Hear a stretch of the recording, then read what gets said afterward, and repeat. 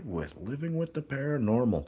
I'm getting things set up here, so give me a second and then we'll get on with well, taking questions and talking about certain things with my paranormal experiences and my vlog and my book and all kinds of other fun stuff here. Just give me a second. This is my first go live with my paranormal stuff. So, I'm actually kind of excited. A bit nervous about it. A bit nervous about it.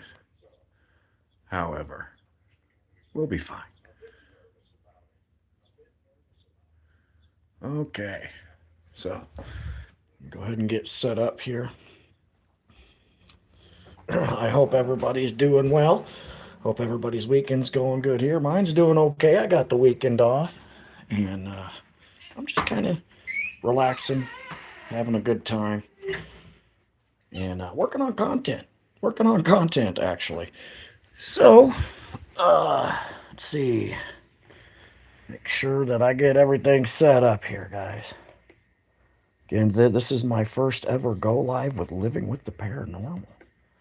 This is my first ever go live with Living with the Paranormal. Finally got that monkey off my back. Let's see here. Finally got that monkey off my back.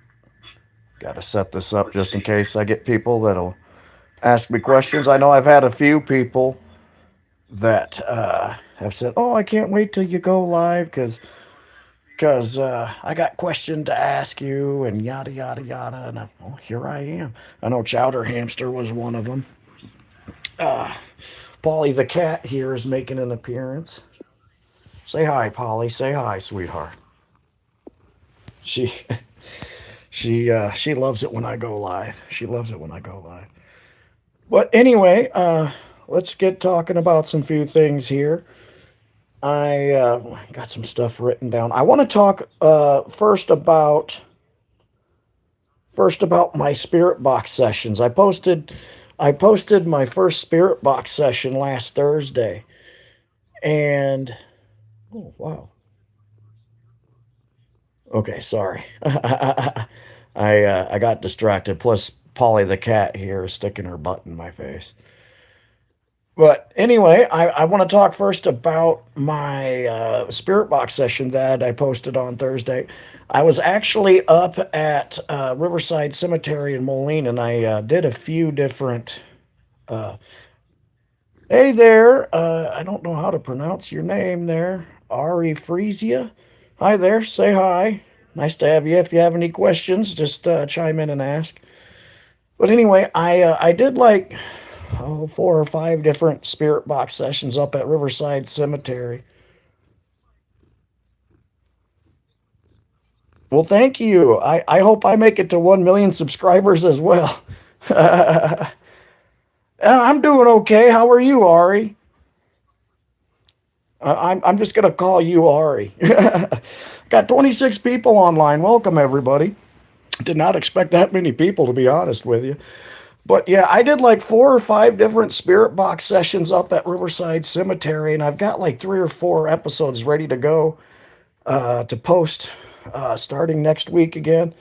I actually was editing one of the videos last night, and boy, I actually caught a couple of pieces of paranormal evidence that I cannot wait to share with you guys. I was waiting for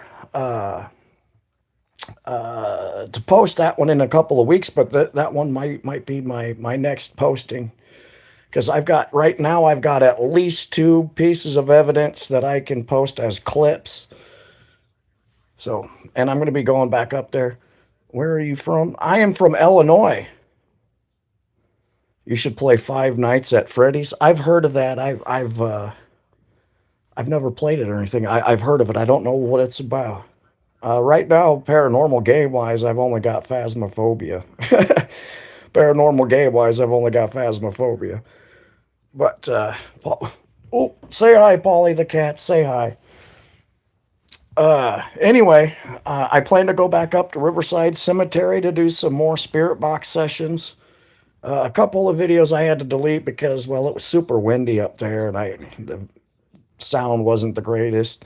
And a couple of things paranormally didn't happen. So I want to go back up there and refilm a few different sessions. The Battles of Campbell's Island, I really liked that video. Not much happened with it, but it was my first video, and I already know how to make it 10 times better. I'm going to be going to other different locations. I've thought about Black Hawk Park, maybe Arsenal Island. Arsenal Island here in Rock Island is extremely haunted. It's extremely haunted. It's been a active military base since like 1812, and there's a lot of hot spots on there. I've had a couple of paranormal experiences happen there. What do I do? Well, right now I currently work at a hotel as a front desk agent. I currently work at a hotel as a front desk agent, and on the side I do my paranormal stuff, and then for hobbies I game and everything. But yeah, so I can't wait to do some more spirit box sessions. Like I said, there's places around this area that I want to do spirit box sessions at, and I'll be doing spirit box sessions all over the place eventually. I'll be moving out to Ohio. I'll be doing spirit box sessions in Ohio. There's a couple of Native American sites to go do spirit box sessions at. One of them is an Indian Mounds burial site in Ohio that I had a paranormal experience at, I haven't talked much about that one, but I can't wait to do a spirit box session out there. But yeah, typically I'm very skeptical of spirit boxes because, they scan through radio frequencies and, I mean, the radio frequencies. But the more and more I've been doing these spirit box sessions, the more and more of a little bit of a believer I am, especially when something intelligent comes out. Do you think 6G is bad for health? I'm not quite sure what you're talking about. But yeah, I decided, since I am skeptical of spirit boxes, I thought, well, you know, maybe I can turn that into something. And well, I tried to, or I'm trying to.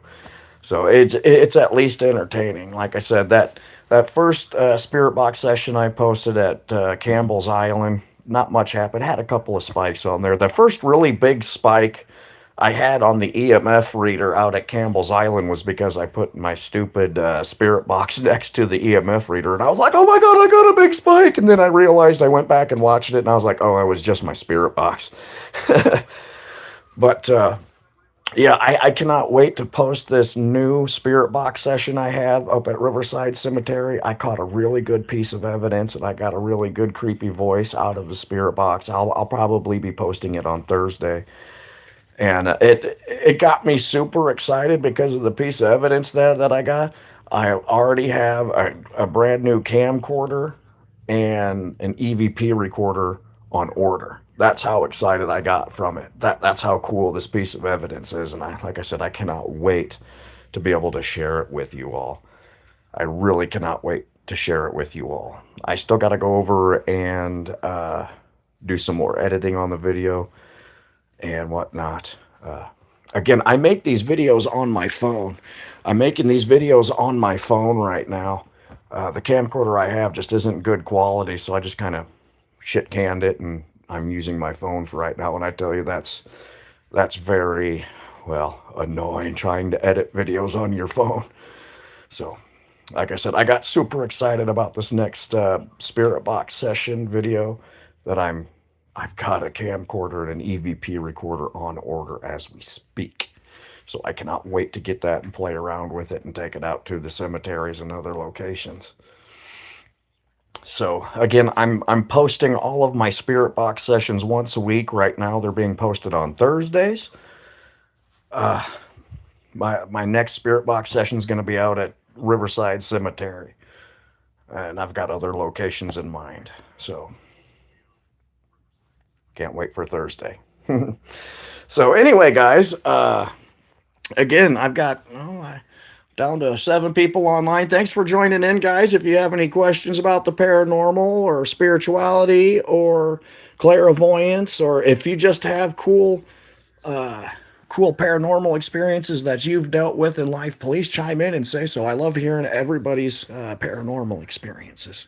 You know, that's, you know, everybody has dealt with the not everybody, but a lot of people have dealt with the paranormal, and we all have had different experiences. We all have different opinions and everything.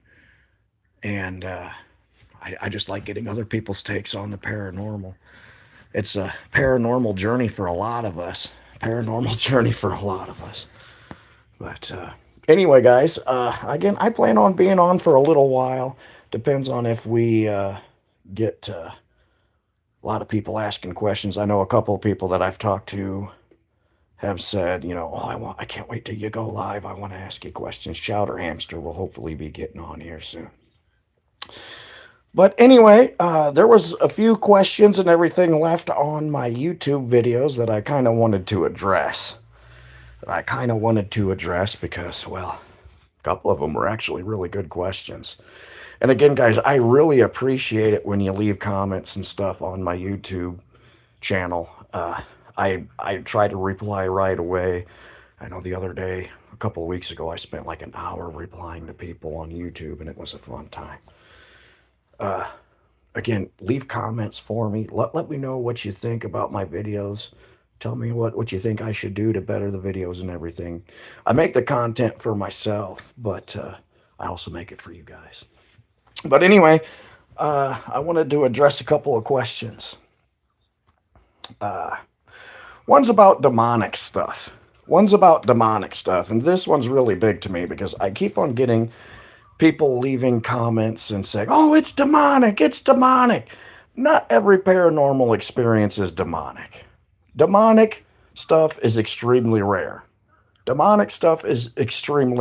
my opinion. I've dealt with some very negative things paranormally, and not all of them have been demonic. Actually, none of them have been demonic. I don't believe in little horned bastards that run around, you know.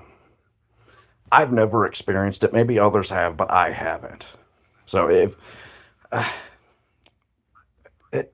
it's really annoying, to be very honest with you. It's really annoying. Just because you have a negative paranormal experience doesn't mean that it's demonic. And people have to get that. Just because a person was bad in real life doesn't mean that they're demonic in the afterlife. Negative entities can be saved from purgatory and helped to cross over into heaven, where demonic entities can't. Again, I don't really believe in demonic entities. If there are, they're extremely rare, and I've not dealt with them. It's just it's just a touchy subject. Like I said, people's belief systems, you know, some people that are like, oh, well, that negative entity is just that evil, and some people might see that as demonic, but it doesn't mean that it's demonic.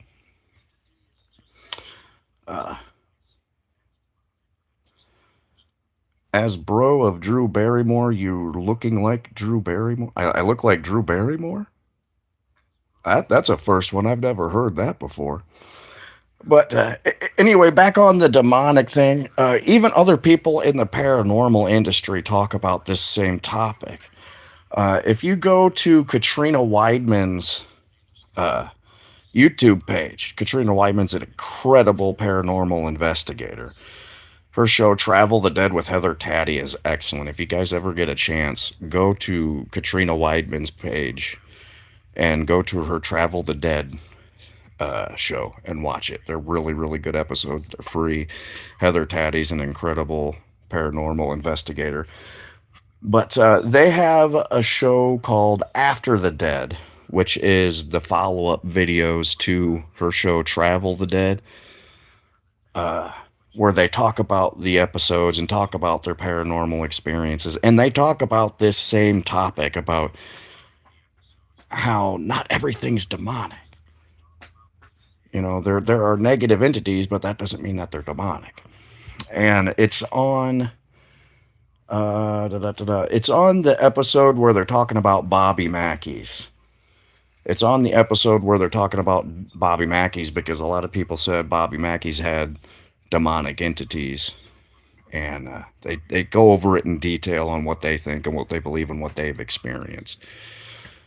So, like I said, not every negative experience you have with the paranormal, and I've had a few, none of them with me have been demonic. They're just negative, evil entities that are earthbound.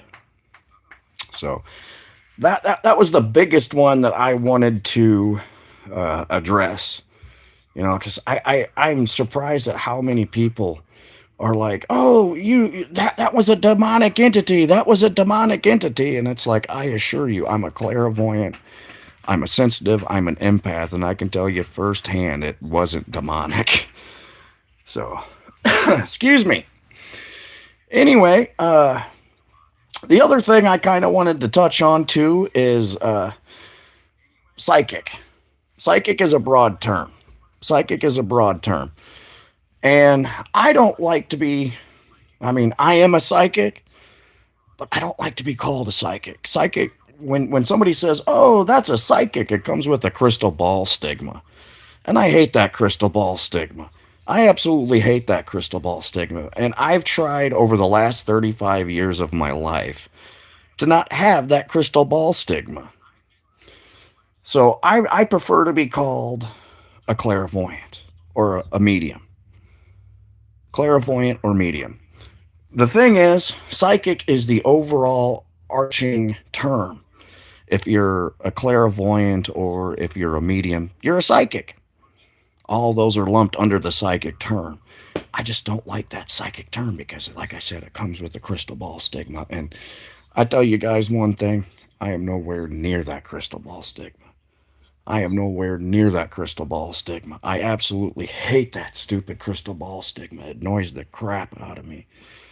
You know, you get some of these psychics nowadays, especially these really new age psychics that have big poofy hair or get really they're quacks in my opinion. They've got these weird crazy beliefs and everything, and it really gives, you know, regular everyday clairvoyants like myself, it makes us look bad. It makes us look bad. And I think a lot of it has to do with, you know, it's just entertaining people watching and be like, oh, look at this crazy lady type of thing. And, well, yeah, I guess if people like that sort of thing, that's fine. But it's just that crystal ball stigma, in my opinion, has to go away. That crystal ball stigma has to go away. So that was one thing that I wanted to really touch on. Okay, let's see. Da, da, da, da, da, da. Okay, I wanted to touch on a little bit about my beliefs as well here. I'm a spiritualist. I grew up in Catholicism, and I like Catholicism. I actually really like learning about the Catholic saints, especially since I had a Catholic saint experience. Uh, but I'm a spiritualist. Obviously, I'm a psychic medium and clairvoyant, and you know that's just what I feel close to. I believe God has given us all kinds of religious figures to look up to and emulate, not just Jesus Christ. And all kinds of religions have good things, all kinds of religions have bad things. You know, I don't believe in organized religion. I believe organized religion can only take you so far. Organized religion can really only take you so far. You have to find it the rest of your way and find God and blah blah blah. You know, so that was one thing I've been asked time and time again. I don't see Jesus Christ as my personal savior. I think Jesus Christ is a wonderful person. I've seen Jesus Christ a couple of times, and I assure you, he's a good person to emulate, a good person to learn from, but I don't see him as my personal savior. Uh, so another thing I wanted to bring up from people's questions and everything is watching paranormal shows. They're fun, they're entertaining. But I want to point out, and what I'm trying to focus more and more on is we're not doing earthbound spirits any favors by keeping them earthbound. And Earthbound spirits need to be crossed over into heaven. Earthbound spirits need to be crossed over into heaven. And I know some of these shows go in there and it's entertaining and everything, and some paranormal groups take it seriously and try to help paranormal earthbound entities cross over. It needs to happen more. It needs to happen more. So further along I go with my paranormal stuff, especially online here, you're going to see me trying to help more spirits that are earthbound cross over. Or we're not doing any favors for these earthbound spirits by keeping them here.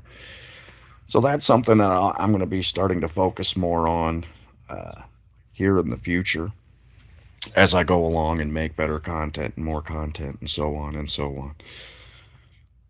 Uh, I have I've had a couple of questions about why entities are earthbound and everything. A lot of entities are stuck here for whatever reason, whether it be they just don't want to cross over, or they don't deserve to, or they think they don't deserve to be crossed over. I've never encountered something like that, but I've read accounts from other mediums and clairvoyants that they've dealt with entities that are earthbound that don't think that they deserve to cross over, and that's not good. Some of these entities, that are earthbound don't know they're dead. The ones that don't know they're dead need to be helped cross over.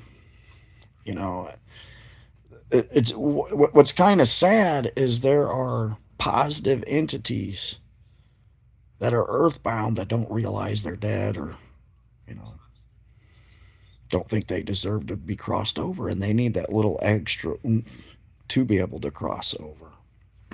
It's kind of sad to think that there are people, entities that are earthbound that you know don't they don't think that they deserve it's really sad. And again, I've never experienced anything like that personally, but I've read accounts of other mediums and everything that have. Entities can be helped to cross over, even the more negative ones. Even the more negative ones. The issue with that is, though, they have to want to be crossed over. You can't force an entity to cross over if they don't want to cross over. So it's like a spiritual process with some entities. It's like a spiritual process. What's kind of interesting to think about is, earthbound entities need therapists too. Earthbound entities need therapists too. So more and more clairvoyants, I think, need to focus on being a therapist to some of these entities to help them cross over. That would be kind of an interesting show, wouldn't it? A clairvoyant, psychic medium therapist that helps spirit entities cross over. It's it's again, it's interesting. You know, Sometimes you can get entities to change their mind frames to be able to cross over, and then some of them you just can't. You can't help every entity, just like you can't help every living person. That's why some of them have been stuck earthbound for hundreds of years. For hundreds of years. Let's see, what else here? I don't believe in hell. I don't believe in hell. I want to reiterate that. I've had a few people talk about that. Now, when it comes to hell, I've given a ton of psychic readings, and I've never had an entity or a spirit pop up from a fiery pit to say hello. And I've talked to other clairvoyants and psychic mediums about this, and they're like, yeah, I've never dealt with a spirit or an entity popping up from a fiery pit either. If there's a hell, it's Earth. If there's a hell, it's Earth. We cheat, steal, kill, hurt others maliciously for no reasons. So that's why, personally, I think that Earth itself is hell.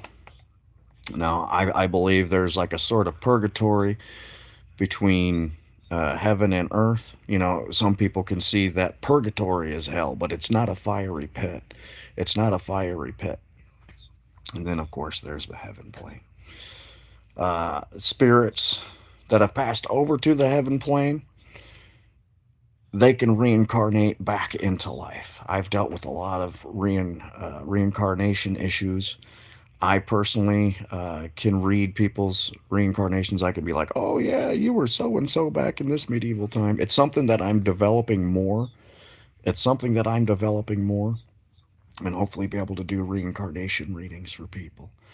You know, one of my favorite ones I was able to read was my son, actually. When he was a toddler, I picked up that he lived in an orphanage back in England. And I even saw him. He looked very similar to what he does today, and he was living in an orphanage. It was kind of sad if you think about it. But that's one of my favorite things to do. It's something that I'm trying to develop more to be able to do for people. Uh, I have not given a psychic reading in years.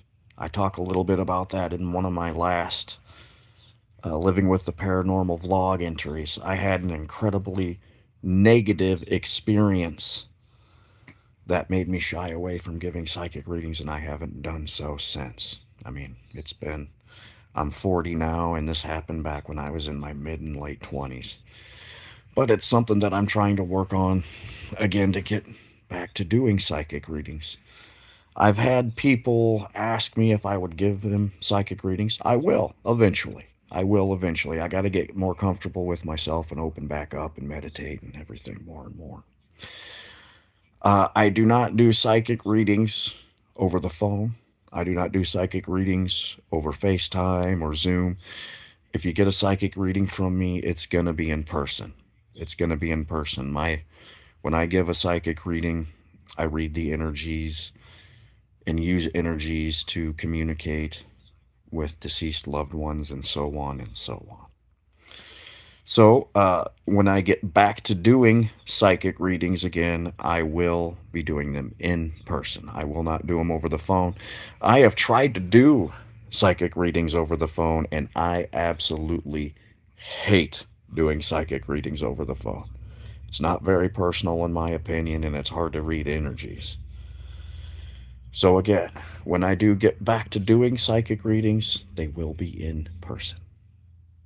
I assure you, they will be in person. So, let's see, what else did I want to talk about here today?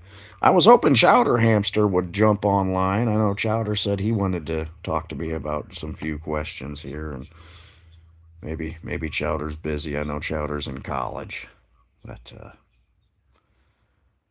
da, da, da, da, da, da. So I'll go back to clairvoyance. There's like 4 or 5 different types of clairvoyance. I check off 4: claircognate, clairaudience, clair. There's a couple other weird ones, but I'm a clairvoyant because when a spirit or entity communicates with me, it's through images and symbols and so on, and me feeling their energy. That's how they communicate with me. Uh, Back when I was giving psychic readings, it really freaked me out because I would be so accurate. It was almost invasive at times. It was almost invasive at times. That was another reason why I started to kind of shy away from it. Was because knowing things that you shouldn't know, or knowing things that only that person knows. It's weird. It's weird, and it's invasive, or feels invasive. But da, da, da, da, da. Hey, what's going on, Blessed? How are you doing? Thank you for chiming in. Thank you for saying hey. If you have any questions or have any paranormal experiences you want to talk about, please share. Please share. I would love to hear anybody's paranormal experiences. We can talk about anything paranormal. I've just been kind of going over some questions and comments that people have left me on my YouTube page and so on, and I was talking about my spirit box sessions.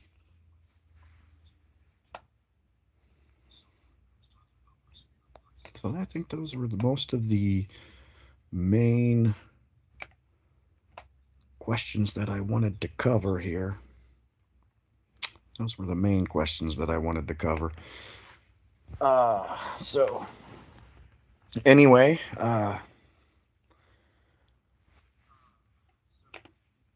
sorry. Anyway, not really. Oh well, that's fine. That's fine, blessed. I mean, if you just have anything to talk about, just chime in. Say, hey, we can talk about your weekend too. This is could be about anything. Can be about some of the vlog entries I've had. I know people have uh, wondered about some of my experiences. You have a hot take? What do you have a hot take on? What do you have a hot take on?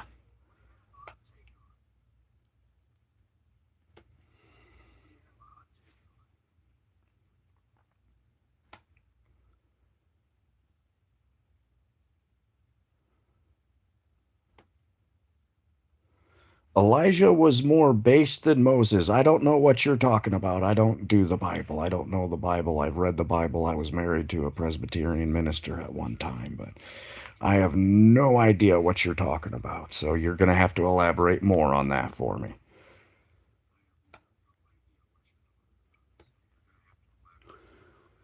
But anyway, uh, I like I said, I'm posting my spirit box sessions at least once a week right now. I've even thought about posting spirit box sessions twice a week because I've got so many different places to do spirit boxes. Some places I'll want to go multiple times, and so on and so on.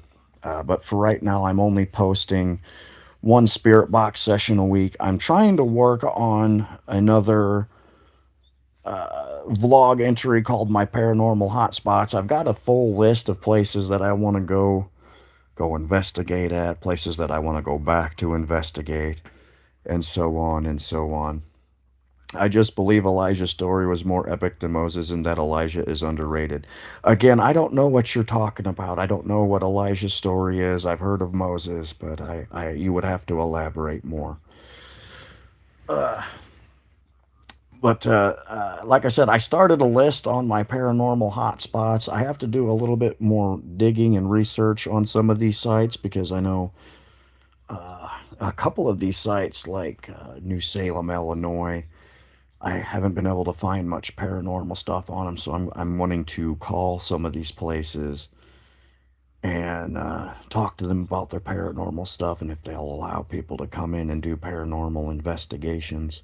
I've got quite a few of I've got, like I said, I've got the Indian mounds in Ohio that I want to talk about, New Salem, Illinois, places like around Savannah, Georgia, and so on and so on, that I'll be talking about. That's something that I'm working on and building up for right now, and that should be coming soon. Again, that'll once that happens and I start digging deeper into it, that'll be happening at least once a week as well. For the most part, my living with the paranormal vlog entry, I'm pretty much done talking about my experiences from my book. I'm pretty much done talking about my experiences from my book. Now, I've had a lot of smaller paranormal experiences happen to me over the past 35 years that are just kind of smaller, insignificant, or what I deem insignificant, that, I really can't go into deeper meanings or whatnot. I mean, I didn't really talk a lot about residual energy in my paranormal vlog, but that's something I've dealt a lot with and so on that maybe I'll get into a little bit more later on. But when it comes down to my living with the paranormal book and vlog, I'm pretty much done with that. I might still do a few things with it. I got to start writing my book again. I've really kind of put my book on hold because I'm not the greatest writer. I'm partially writing illiterate. But let's see. Elijah reminds me of this story that I know. I love that girl Heather O'Rourke. I have a crush on her famous actress. If the rapture happens, I don't. Okay. I wish I want to visit California. Who is Heather O'Rourke? Famous actress, poltergeist, Pierce.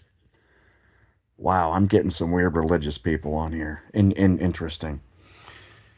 Anyway, I've put my book Living with the Paranormal on hold. Not so much on hold as I've been so focused on my vlog and my spirit box sessions and my paranormal hotspots that I've kind of put it on the back burner.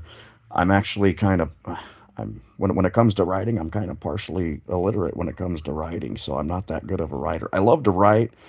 I've written articles, but when it comes to writing a book, I'm actually finding it far more difficult than writing articles. I've actually added quite a bit of notes to my book where I could probably double the size of my book right now. But I've kind of put it on the back burner for my vlog and my spirit box sessions. I've been focusing more and more on that, but that's going to be happening again soon. Again, I've got like 35 pages in my book written. Again, from doing my vlog and working on other paranormal stuff, I've been able to add a ton of notes to my book. I just haven't started rewriting it. Like I said, I've got enough notes right now to where I could probably double the size of my book. So that's one thing positive that's really come out of doing my vlog and my spirit box sessions and everything is that I've been able to add more notes to my book to be able to at least double it. Um, I also want to say thank you to some of you guys. Thank you. Some of you have really helped motivate me to do some of this stuff paranormally. I've been shocked at the support I've gotten from the paranormal community. I've seen a lot of people negative on there or whatnot, but I have found more support from the paranormal community and from people even outside of the paranormal community that I did not expect. That I did not expect when I started my YouTube page again. This is my second time I've started my YouTube page. Uh, I started out doing mostly gaming stuff, and then I was started doing my paranormal stuff online, and I was just shocked about how many people found my paranormal experiences fascinating. And again, so thank you all to all of you that have left, supporting comments and telling me to keep going and everything. Thank you for that. Thank you for that. It's really appreciated. I talk about this in my book, and I've talked a little bit about on my vlog. My grandmother was my paranormal rock. My grandmother was my paranormal rock, and she was just my rock in general for life. And then once she passed away, once my grandmother passed away, I lost that paranormal rock. Now I'm starting to become more of a paranormal rock for some people and whatnot, and it's uh, once you lose your paranormal rock and that kind of support, it's tougher. So again, it's really surprised me how much support I've gotten from people in the paranormal community and outside of the paranormal community. So guys, thank you for that. Thank you. Uh, so I've been surprised also at some of the other people's paranormal experiences. One thing, uh, having all these paranormal experiences you can share and help people with, but it's just so fascinating. The people that I've talked to that have had similar paranormal experiences or paranormal experiences where I've gone, wow, that's crazy. So, again, guys, if you have paranormal experiences, please share your paranormal experiences. Now, I've had a couple people say that, they don't feel comfortable talking online about their paranormal experiences. I understand that 100% because you worry about, people thinking you're nuts. A lot of people that have dealt with paranormal experiences, including myself, have been like, I don't want to talk about it because people think I'm nuts. My community my community on YouTube is judgment free.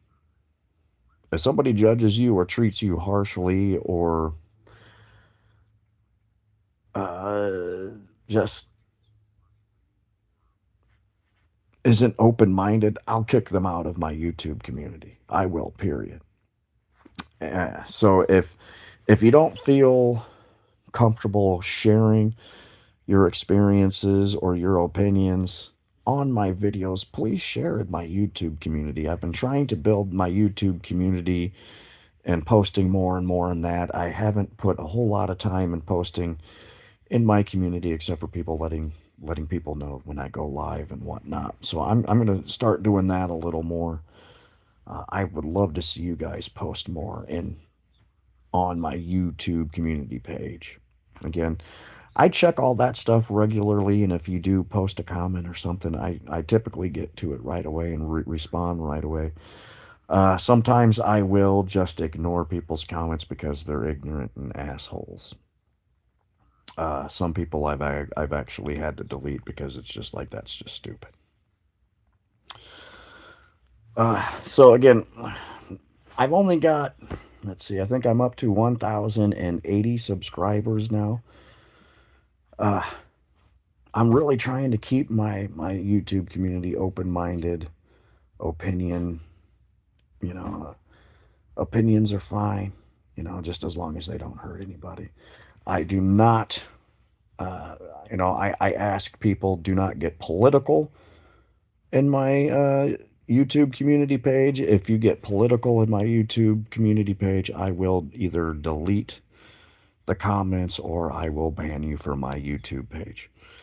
I'm sick and tired of politics. I am sick and tired of politics and how it divides everybody and it causes too much problems. So if you leave a political comment on my YouTube page or even on my videos, I'll either delete it or just ignore it because I don't want this stuff to be political.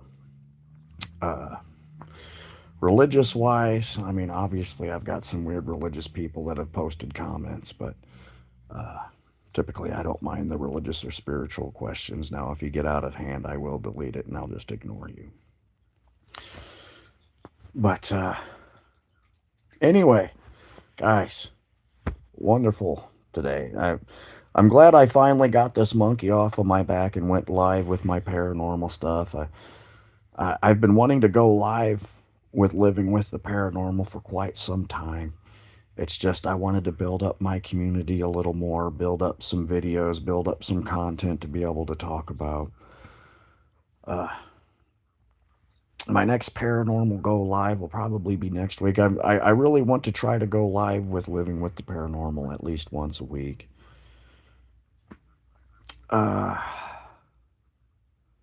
I want to try to talk more about some of my vlog entries. I didn't get a whole lot of time this week to prepare for that because I was so focused on my spirit box. Sorry, Polly the cat's getting into something like she normally does. But anyway, I plan on doing at least one paranormal go live a week. From here on out, I'll probably be talking more about my paranormal experiences, going a little bit further in detail. I'll probably again field more questions, some that people have left and whatnot. I'll be talking more about my spirit box sessions and so on and so on. Again, I was hoping Chowder Hamster would be on. I know Chowder said that they wanted to hop on and talk, but again, this one of my last spirit box sessions that I haven't posted yet has got me super excited. I cannot wait. I cannot wait to post the spirit box session. I've got right now, I haven't edited and gone through that full video yet because I got stuck on one piece of evidence that I went back to try to debunk it.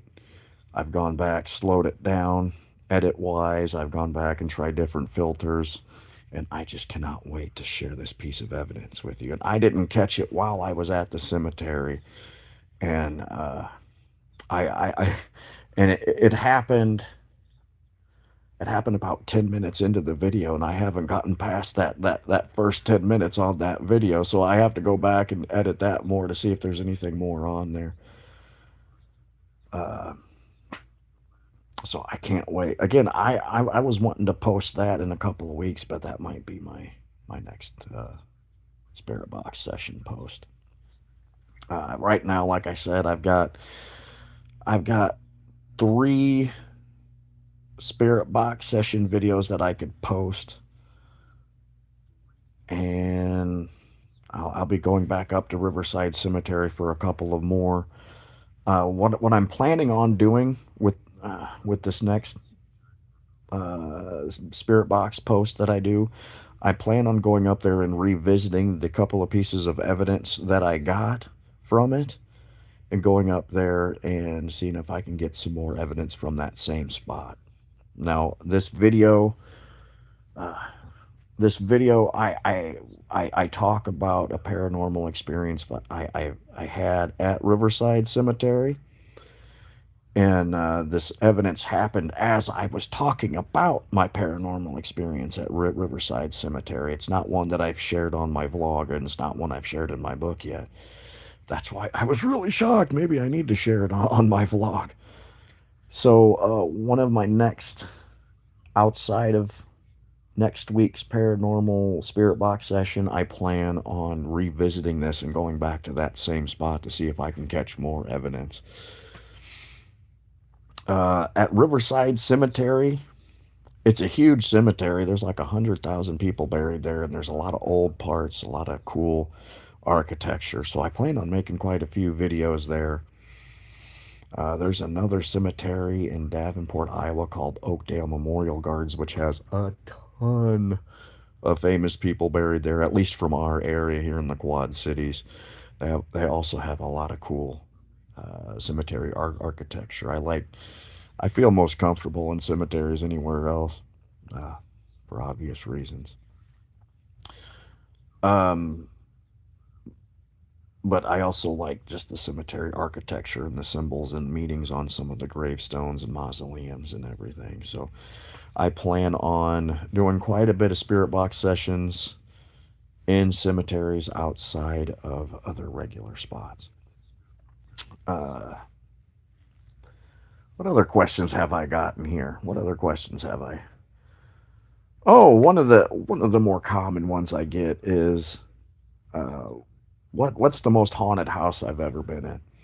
What's the most haunted house I've ever been in? Well, to be very honest with you, I haven't done a whole lot of ghost hunting or paranormal investigating in houses. Most of my paranormal experiences have come at historic sites, battlefields, churches, Native American sites, cemeteries, and, well, just out walking around. Oh, look, there's a dead person type of thing. So most of my experiences have come at historic sites. I'm a huge traveler. I travel all over the world. My family lives in Germany. 3/4 of my family live in Germany. My mother was born and raised in Duisburg. Go Zebras! Uh, so that's why most of my paranormal experiences have happened at sites, is because I travel all over the place. I go to different historic sites, small and big sites. I mean, shoot, I've had 4 or 5 different experiences at Gettysburg alone. So to be very honest with you, I have not done a whole lot of paranormal investigating or ghost hunting in houses. So, to the question of what's the most haunted house I've ever been in, whatever house I live in, to be very honest with you. I've lived in about 10 different houses, and out of those 10 different houses, I've had paranormal experiences in 7. There's only been like 2 or 3 houses or apartments that I've lived in that I haven't had paranormal experiences. Now, If I had to boil it down to one out of the houses that I've had experiences in, it would be the apartment I lived in Muscatine, Iowa. That was probably the most haunted living area that I've ever lived in.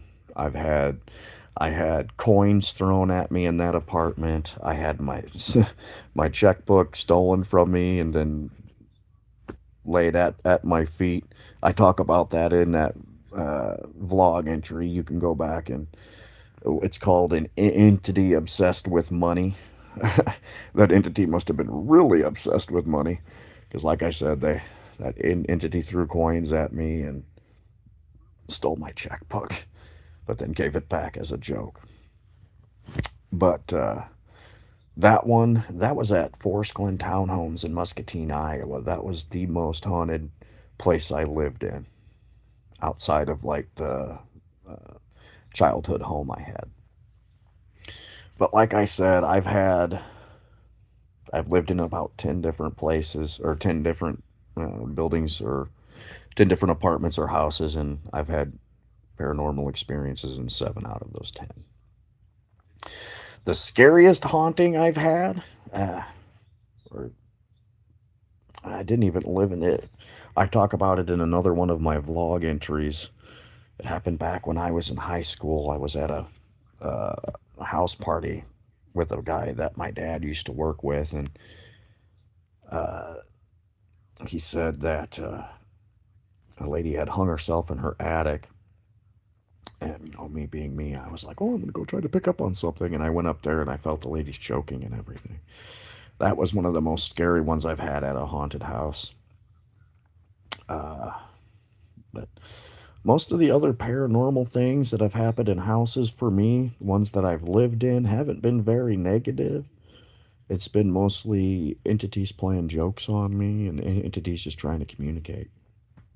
So, again, like I said, I haven't done too many paranormal investigations at houses. Most of my paranormal investigations have been at historic sites like battlefields and living history farms, living history museums, and so on and so on. So, sorry if that's kind of a crappy answer, but that's the truth. Let's see what else, Miss Polly, have I had question wise? What else, Polly, have I had question wise?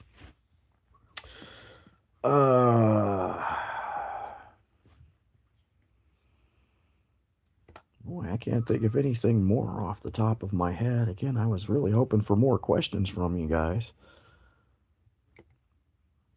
I was really looking forward to Chowder Hamster coming on and asking me his questions, but let's see, what else do I have written down?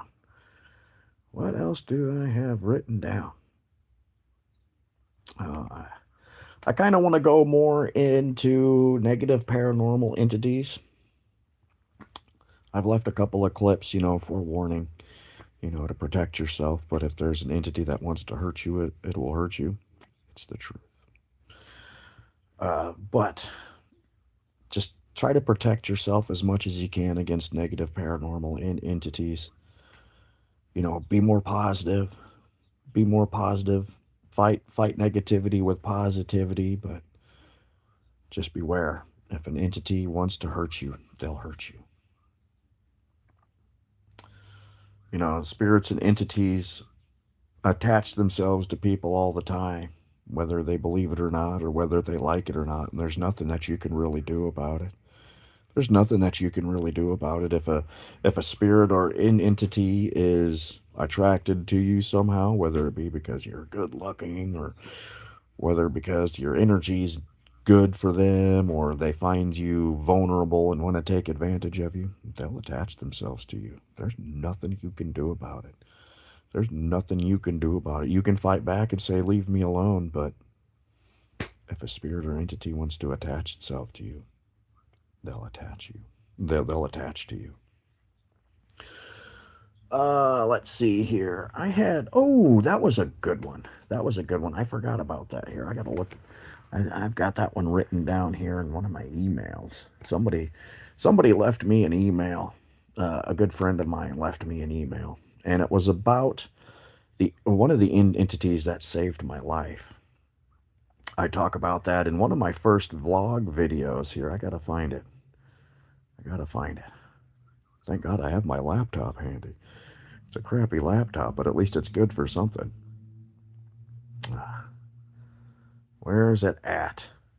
Where's it at? It's about the entity that saved my life, or from major injury. That was one of my more favorite videos to make. That was one of my more favorite videos to make. Because that entity had attached herself to me and was with me for quite a while. Well, hello, Michael.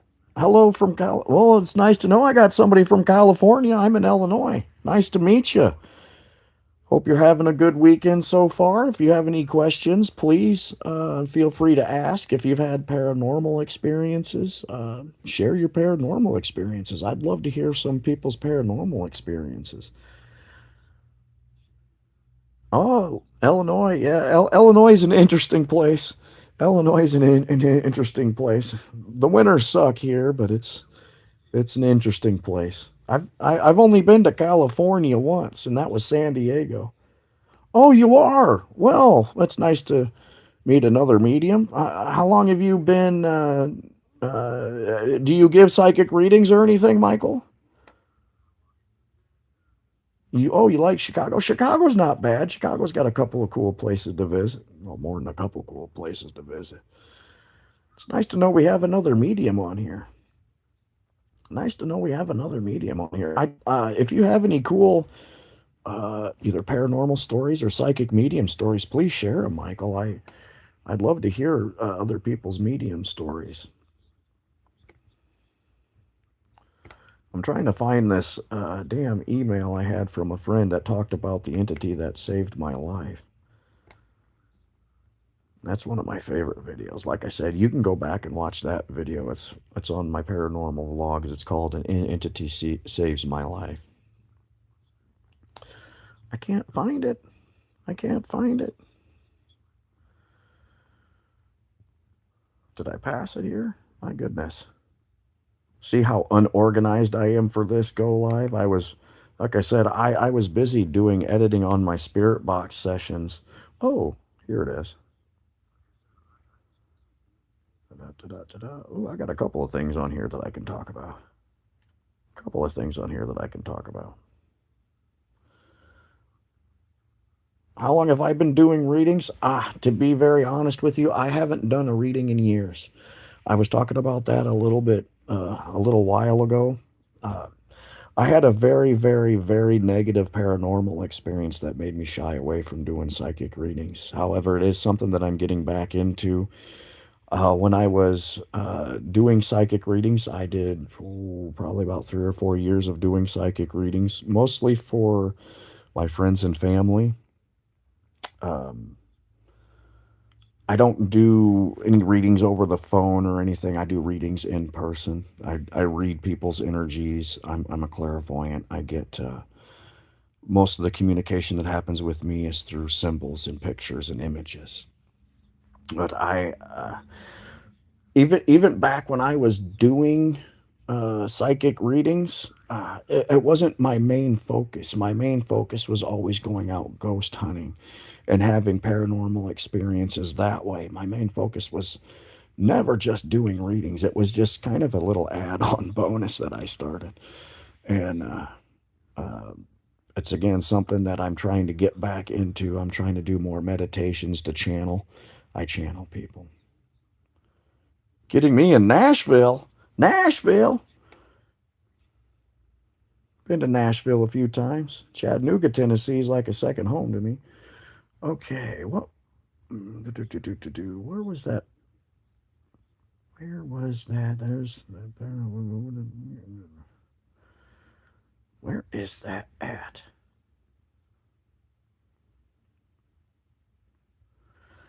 Well, anyway, did I delete that email? Man, I hope I didn't delete that email.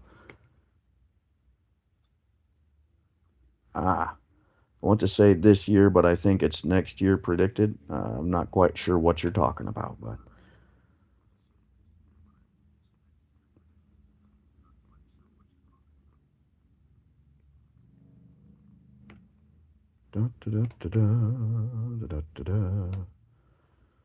Well, anyway, one of my friends had sent me an email about the entity that had saved me, where I was falling down the stairs, and she had propped me up. It was an entity that had been attached to me for months, 4 months. And after she had saved me from falling down the stairs, uh, shortly after that, she had detached herself from me. Shortly after that, she had detached herself from me. And my friend had brought up a good point.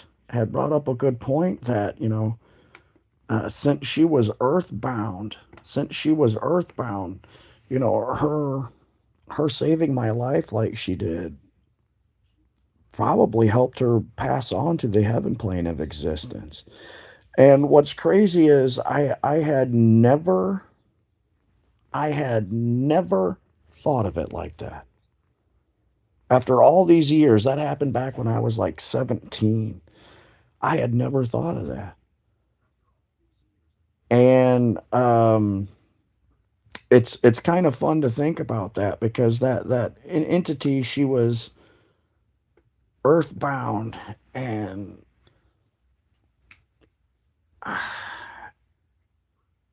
it's something that I just didn't think about too deeply or too personally until I started writing my book and everything. But thinking back on it now, after she saved my life, it was shortly after that she detached herself from me. And it very well could be that, her helping save my life helped her pass over to the heaven plane.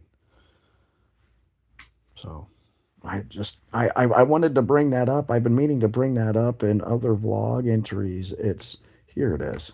Here it is. Yeah, I had, after all of these years, I had that back when I was like 17. I'm 40 now. And after all of those years, I never even thought of that. And that's kind of like a happy ending to that story. If you think about it, it's a happy ending to that story, that her saving my life helped her cross over to the heaven plane. She got positive points to help her pass over to the heaven plane. Uh, but after 20 years, I hadn't thought of that. So my friend wants to stay anonymous, but thank you. Thank you for bringing that up. It, well, made me feel better about a lot of different things.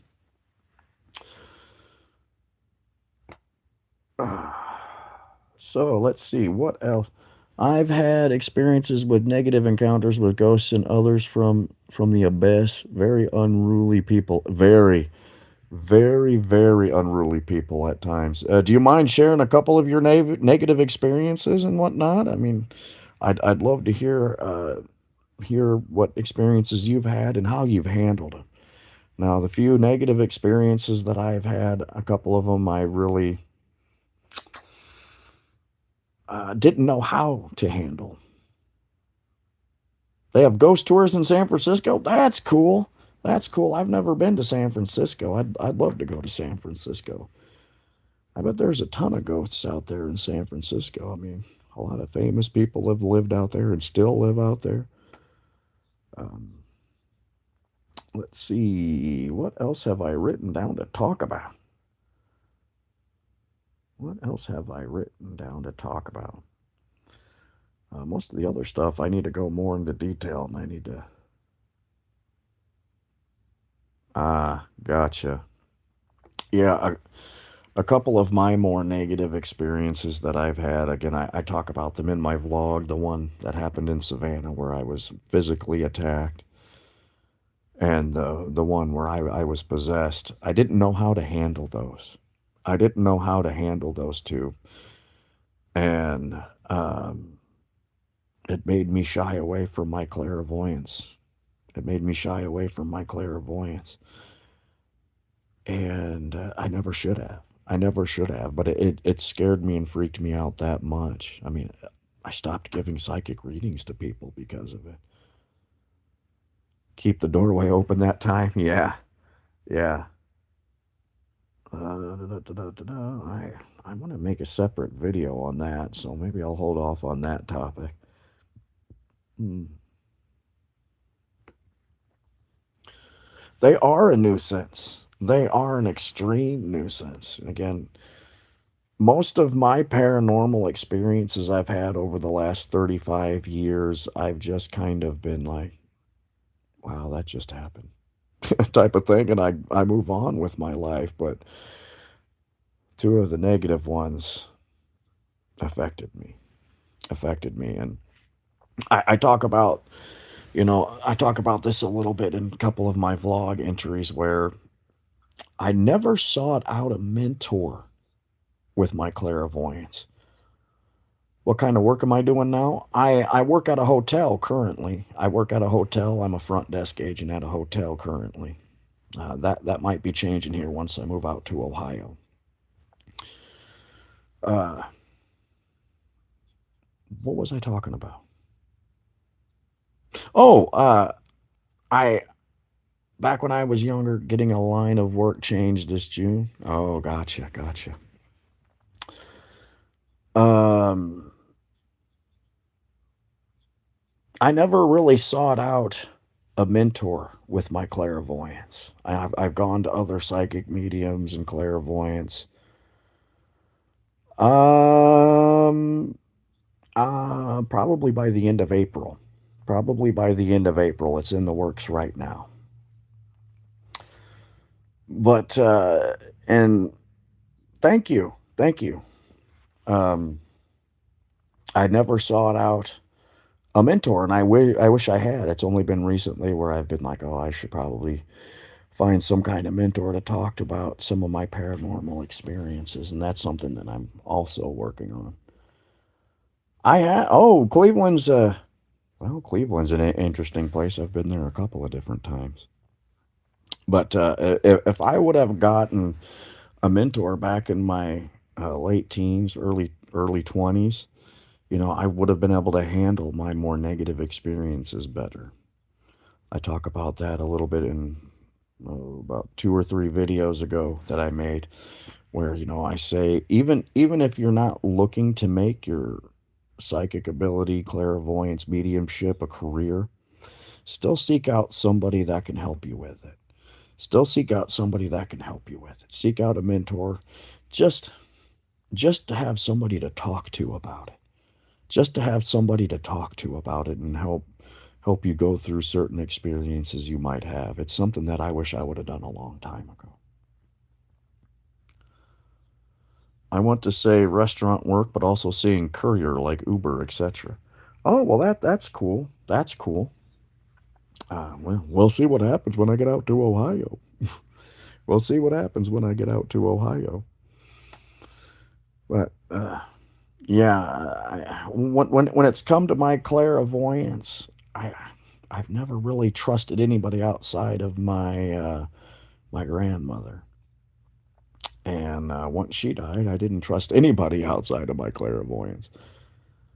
And it's something that I'm learning to do more now, is trusting other people with it. And I'm kind of a lone wolf anyway in real life, and that's I've been very skeptical of other clairvoyants and everything. So I've done a lot of reading and research on my own on how to do certain techniques to meditate and dive in deeply. I was actually making my own meditations back when I was in my early 20s. And I just never sought out that mentor that I should have, and that's one thing that I regret.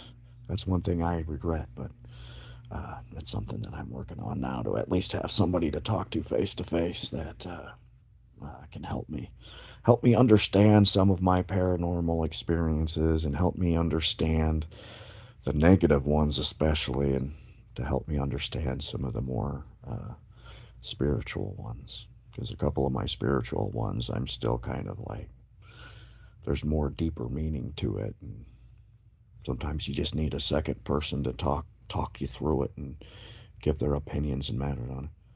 Be careful of depression. Oh yeah, yeah. My family, including myself, have dealt with depression. I've dealt with depression. Um, but anyway, so I might become a little depressed involving this move. Maybe. I'm actually kind of looking forward to it.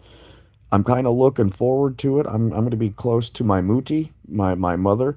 I've always wanted to be closer to my mother, and it's well, and closer to my little sister. They've always lived 9 hours away from me, so it's something I'm actually looking forward to.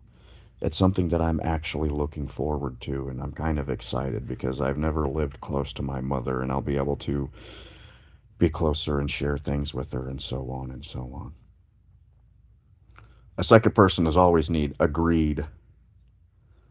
Stress builds too, predicted. Okay, yeah, I gotta watch out for stress. I don't handle stress very well. Uh, I'm currently in Illinois. I live on the border of Illinois and Iowa in a place called the Quad Cities. We're known for John Deere tractors. And I should be moving to Ohio here probably by the end of April. Uh, Eastern part of Ohio, about 30 minutes outside of Columbus, small town. Again, I'll be close to my muti and my little sister. Again, my family life's a bit dramatic, but I'll be able to be closer to my muti and share my life with my muti. I've never had a Christmas with my muti. I call her my muti. My mother was born and raised in Duisburg, Germany, and muti is slang for mother in Germany. And I'm looking forward to being close to her. Yeah, there's Ohio is Ohio. It's Ohio. The winters are a bit milder. Yes, the winters are a bit milder, but uh, it is what it is. I've already been scouting out different locations to do spirit box and ghost hunting sessions, as well as just things that I'll want to do once I move out there. I figured if I get something put together before I move out there, I'll be in a little bit better place and I'll be able to hit the ground running. So, uh, yeah, yeah, there are a lot of Germans in the Midwest. German is one of the biggest populations in America, especially between the years of 1840 and 1900. I've done a lot of study and research on German immigrants. Yeah, that makes sense. About 14% with German blood. Uh, the biggest German flux of immigrants we had was right after the German Revolution of 1848 and 1849, where the revolution was put down fairly quickly by the by the Prussian imperial state. Irish and German here. Got a little bit of Irish in you, huh? Got a little bit of Irish in you? Yeah. But yeah, my Muti, she immigrated here in the early 80s when my father got out of the Air Force and stayed here since. I've only got an aunt uh, and her husband and a couple of cousins here. All the rest of my family is in Germany. All the rest of my family's in Germany. Irish. I got some Scotch Irish in me. My grandmother's side was Scotch and Bohemian. And Bohemian. Scotch and Bohemian. Scotch, Irish, and Bohemian. My grandfather's family was Dutch.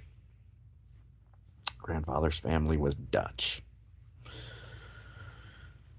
But anyway, Oh, what else should I be talking about here? I've got other things to talk about, but it's other stuff that I need to think deeper on and do a little bit of research on, and how and where I want to take it. I do. I'm about 6 foot. I'm like 6 foot. Uh, anyway, guys,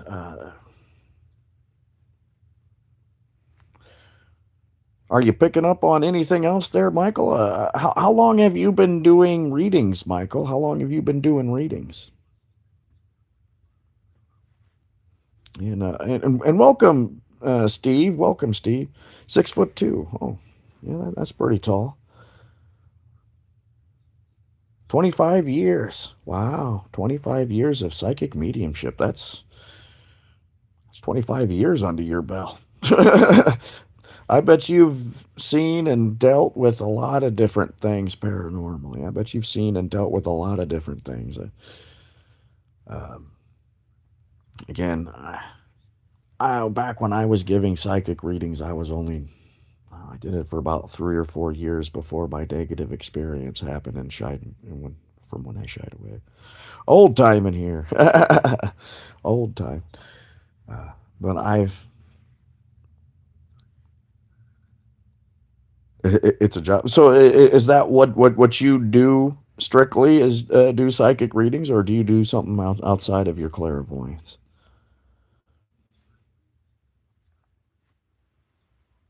Mainly, cool, cool. That's cool. And you said you lived in San Francisco, right? Do you have like a website to go to, or are you just kind of word of mouth?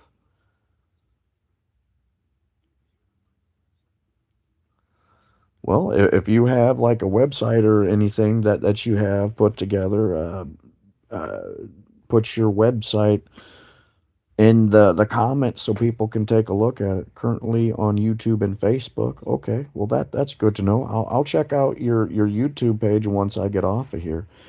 I'll check out your YouTube page once I get off of here. But uh, that's cool. 25 years of psychic readings. I bet you've got some good stories. I bet you've got some good stories. Most psychic mediums do. I'm a storyteller. I'm a storyteller. Uh, YouTube's the only thing that I'm on right now currently. You have a few. You have a few, I'm sure. I'm sure. Now, see, when it comes to my psychic readings, I tend to keep them more confidential. They're more private. Um, so I've done a few. I haven't like I said, I didn't make my psychic readings my main focus. I always focused more on having the paranormal experiences, channeling, and catching evidence. I've taken it more towards the investigating and ghost hunting side of things. My psychic readings were just kind of a nice little add-on bonus. Uh, but I need to. I've closed myself off so much because of the paranormal negative experiences I've had. I've been having to reopen myself back up. I've been having to reopen myself back up, which I'm doing little by little. And everyone is drawn to something. I agree, and I believe everybody has some form of clairvoyance. Yeah, but uh, but yeah, I like I said, I focused more on the investigation side of things. Again, I really got into past lives and reading people's past lives. That's another thing that I'm trying to develop more as I open myself back up to channeling and everything. I need to find some, I need to get some good techniques again. Like I said, I was doing my own and reading my own meditations back when I was younger. And that's something that I'm starting to do again, little by little. Um, do you do like past live readings or anything, Michael? Do you do any past life readings for people? That's one area that I'm really strong in is past lives. Again, that's something that I'm trying to develop more and more because I that's one area again that I didn't really focus on.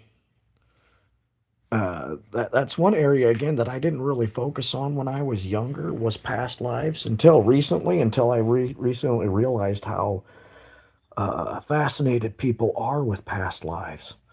You know, it's bigger and well, it's more entertaining for people than I thought. You know, people kind of I've shared my past life stories with people, and they've kind of looked at me like I was an idiot. And mainly done involving a bleed through. What are you talking about doing bleed through? Is that kind of like past life regression? When I was 12, 13 years old, I dreamed of a death that happened when I was in high school, my junior year, and it didn't hit me until I.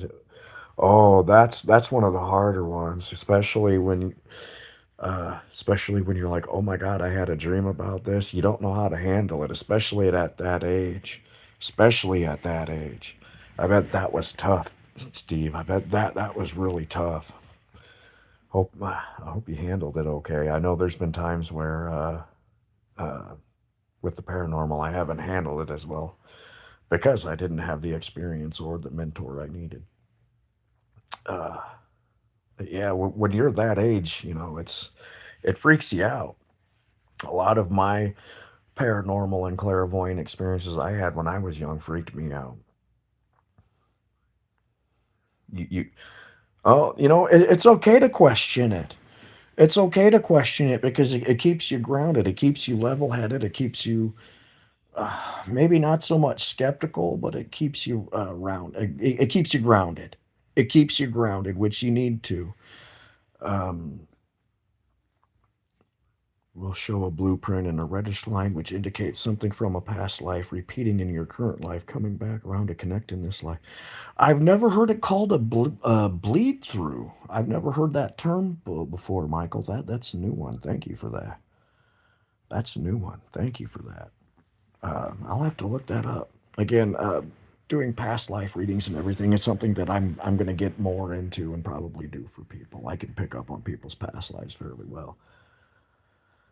Bleed through, bleeding effect. Yeah, again, I've never heard that terminology. That's a new one for me. That's a new one for me. That's exciting. I'll have to look more into that. Now, I've never heard of the and sorry if I'm pronouncing this wrong. Akashiks, Akashiks. I've never heard of that. I don't know if that's Native American or whatnot, but um, yeah, I've never heard of that one. I'll look that up really quick. I got my laptop here. Uh, I'm gonna have to look that up here. Sorry, guys. I'm taking a second to write this down. That's again something I've never heard of. So I'm learning today, guys. I'm learning today. Akashiks. Akashic Records. There it is. I see Edgar Case. I know about Edgar Case. Okay, I'm gonna have to look this up. I'll read this one once I get off of here. Edgar Case claimed to be able to access the Akashic Records. Musician Prince used references to Akashic Records as a storytelling device through. Oh wow, okay. Sorry guys, squirrel. But that'll be fun. Again, I've never heard that terminology before. That's a new one. Again, past life regression and all that was not one of my main focuses when I was younger, but it's something that I've been getting more into and focusing more on as I've opened myself back up to the paranormal and my clairvoyance. So that'll be fun. I'll do some more Akashic. Sorry if I'm pronouncing that wrong. I probably sound like an idiot. Hey, Dreams Be Dreams, how are you doing? I haven't seen you online for a while. It's nice to see you online. Dreams Be Dreams. She's one that's left all kinds of comments. All kinds of comments for me.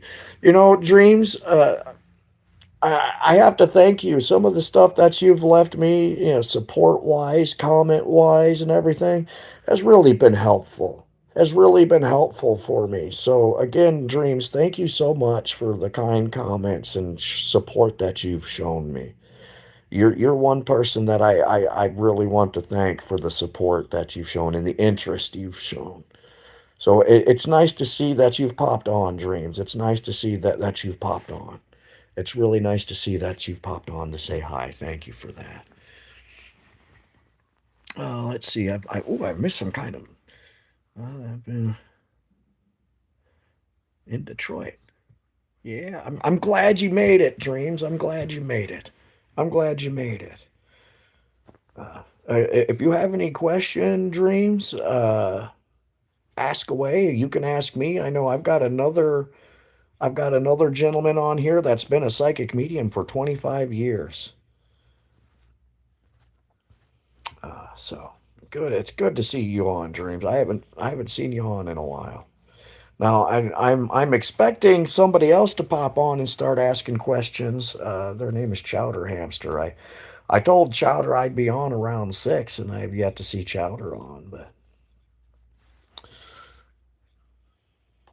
you're in San Francisco, right, Michael? You're in San Francisco, and Michael said that he's got a website and he's on YouTube and Facebook.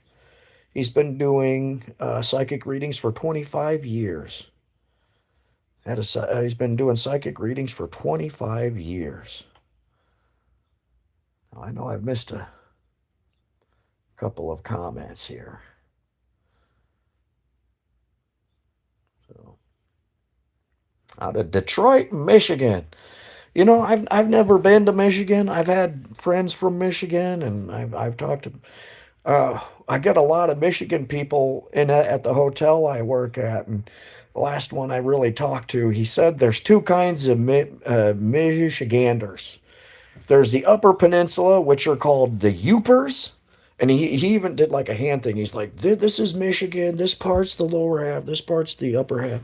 He said the Upper Peninsula, they're the Upers, and the bottom peninsula is the Trolls, is what he called them, is the Trolls. I was shocked about how Michigan people talked about other Michigan people. But I've never been to Michigan. I've always wanted to go to like Mackinac Island and stuff like that and do a couple of ghost hunts in Michigan, but I've never been to Michigan. I've never been to Michigan. Had a tornado issue today. Oh, that's not good. Quick one for you, Pete. Enjoy Las Vegas this year, predicted. Michigan is beautiful. I have heard that. I have heard that Michigan is beautiful. I've heard there's a few different places to go visit in Michigan. Nice, but too cold. I would agree with that. It's like Wisconsin and Minnesota. There are some beautiful areas in Wisconsin and Minnesota, but it's just too cold. Yeah, Steve. Yeah, it looks like you're going to Vegas. Looks like you're going to Vegas. So it's nice to have somebody on here that's been a psychic for 25 or been doing psychic readings for 25 years. Somebody to listen to. Shown in September, predicted. Predicted. Predicted. Yeah. I've never really. I've been to Las Vegas once, but I was to the airport. I never left the airport. And I've never really felt the need to go out there. I've never felt the need to go and visit Las Vegas. I'm more of a, eastern or south, the deep south or the eastern half of the United States. I've only been to California once. Well, that mean I'll survive my surgery this Wednesday. Well, that's a good thing. I had a friend that lived in Reno. Said it was pretty decent. Am I getting married in Vegas? He's going to elope to Vegas. But, well, got Michael doing all kinds of readings. Reno rocks. Again, I don't know much about Vegas. I've only been out to like New Mexico and Texas. I've never been to Nevada except for in the airport. Hernia and intestine repair. Oh, good luck with that. But I had 7 inches of my colon taken out, and I know how much that sucks. That's Oh, you live in New Mexico? Yeah, I went out to Carlsbad Caverns. Beautiful area. Beautiful, beautiful area. Went and hiked down through the Carlsbad Caverns and everything. It was a lot of fun. I want to make it to Arizona. I want to make it to Arizona. I want to go ghost hunting in the cities in the cliffs, the old like Anasazi. I think it was the Anasazi tribe, the Anasazi that made their homes inside of the cliffs and everything. I've always wanted to go and ghost hunting there and see what kind of paranormal stuff and energies I pick up on. That was one of my grandmother's favorite places to go was to the cliff dwellings.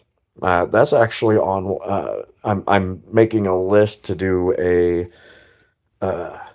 my favorite paranormal hotspots in the Arizona cliff dwelling cities are the ones that I've got on my list that I want to talk about and go out and investigate. I haven't seen any paranormal shows that have done any paranormal investigating at the cities in the cliffs in Arizona. So I thought that would be a fun one. There's got to be a ton of energies out there. There's got to be a ton of energies out there to pick up on.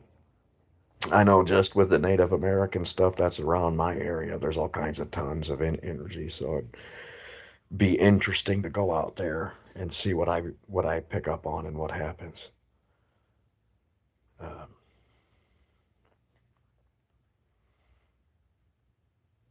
uh, anyway, I was really hoping Chowder Hamster would hop on here. I was really looking forward to answering some of Chowder's questions. I'm actually kind of enjoying seeing what Michael and Steve are talking about here. Down the leg can be worse, so be happy. Been having fun just watching what Michael's been talking about. Again, everybody, Michael from Daniel has been doing psychic readings for 25 years. He said he's on YouTube as well as Facebook. I've asked him to post his website page on my comments, but he hasn't done so. He must be busy reading people. I'm actually kind of interested in this reading he's given Steve here, Peter Steve. Debating on job changing, should I? Yes. I can tell you that right now, Steve. Yes, you want a job change. I'm picking up on you on that one. Yes. Again, I don't typically do readings over the phone or FaceTime or anything. I do my readings in person, but sometimes I can pick up on people's energies by doing phone readings and everything. It's harder for me. But yes, I can tell you right now, Steve, you need a job change. You're not happy and you need a job change. You need something different. You're getting bored and you need something different. Uh,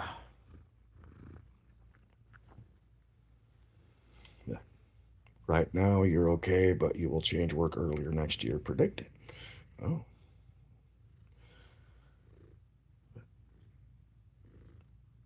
I was gonna say I didn't think you were happy. I think it's gonna be sooner than earlier next year. I think it's gonna be within the next few months. Uh, say hi, Miss Polly. Miss Polly wanted to say hi. Polly the cat wanted to say hi. But wow.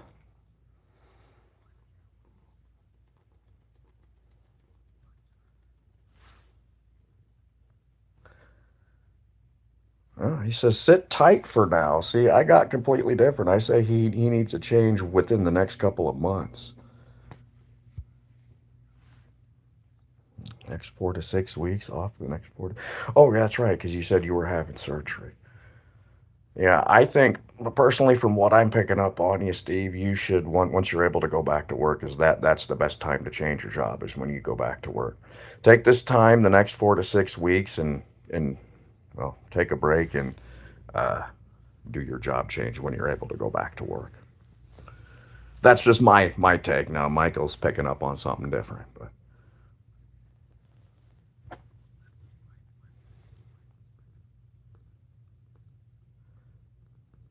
seeking not really active looking. Excuse me.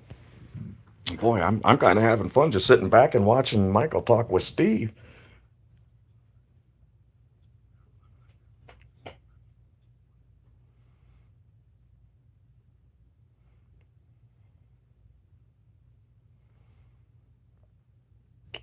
Interesting. Well, anyway, uh, again, I haven't given somebody a reading in years.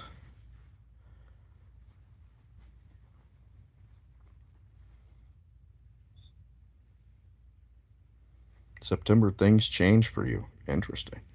Interesting. It'll be interesting on one of these go lives if Steve comes back and says, "Oh yeah, it happened." No clue. Scared. I have 5-year old and think this job will eventually kill me. That's not good. That's not good. Especially if you're going to have like in intestinal repair. So Michael says by the end of the year you'll finish and then move on. Wow, interesting. Again, I have not. You're still young. How old are you, Michael? How old are you?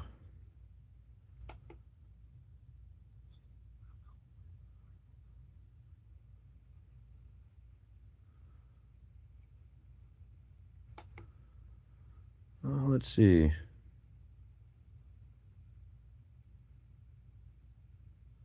Aha.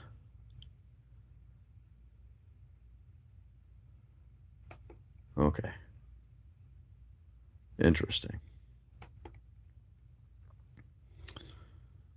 You're still young. I'll be 44 in August. You'll finish the year 50. 44 is a good number. Interesting. Interesting. So anyway, I know I've got a few different people online. I know we're kind of having fun watching Michael talk about. Oh, Dreams. There's Dreams again. I was wondering if Dreams was still here. 40. Are you 44, Dreams? Are you 44? You look a hell of a lot younger than that.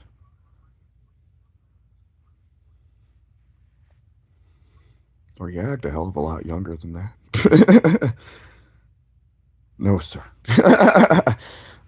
I've always been told in life it's not the age, it's the mileage, and if that's so, I'm screwed on both ends.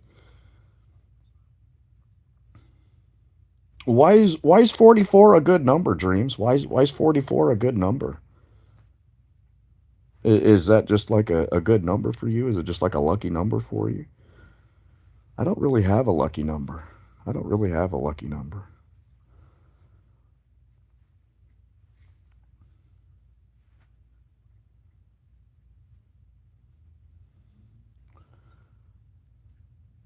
It's oh, okay. I was gonna say I thought you were a lot younger than that. Mileage my clock has over a few times. Yeah, mine too. Hey, Dreams, have did you watch my spirit box session video? I'm curious. I typically you leave not a lot younger. Um, I posted my first spirit box session video on Thursday. Dreams. I was curious if you had watched it or not. Not a whole lot happened in it outside of a couple of EMF spikes, but old diamond, old diamond. Of course, Dreams, you're more on the spiritual side of things, aren't you? You really liked more of my spiritual vlog entries, I feel. Cool, thank you. I appreciate that, Dreams. I appreciate that.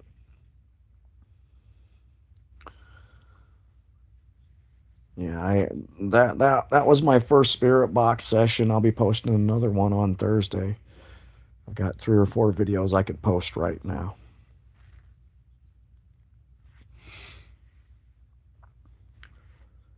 Uh, yeah, I was really holding out for Chowder Hamster to hop online and ask questions. I was really hoping Chowder Hamster would be on. But it's nice to see Dreams on. And Dreams, you're more of the spiritual person. I know you made a lot of comments on my more spiritual videos. Thank you for that too, by the way. Some of your spiritual stuff's really helped me. Debating on buying a box and go to my dad's grave. Huh? Nothing wrong with buying a case of beer and going to a family member's grave and pouring one to celebrate.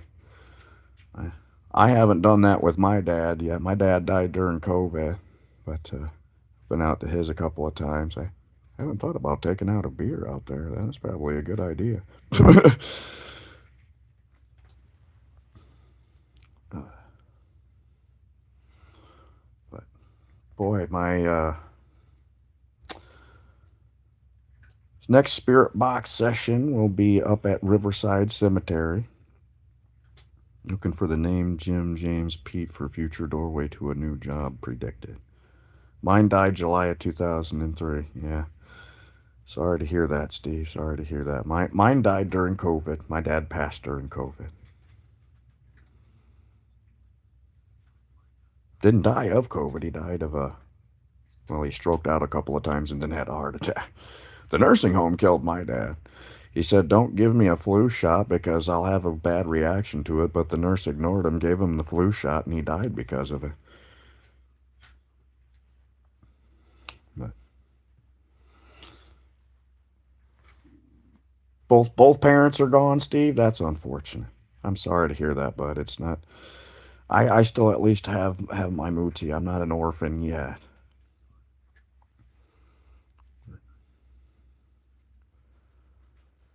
Yeah, yeah. It is what it is. Yeah, 20 years is a long time.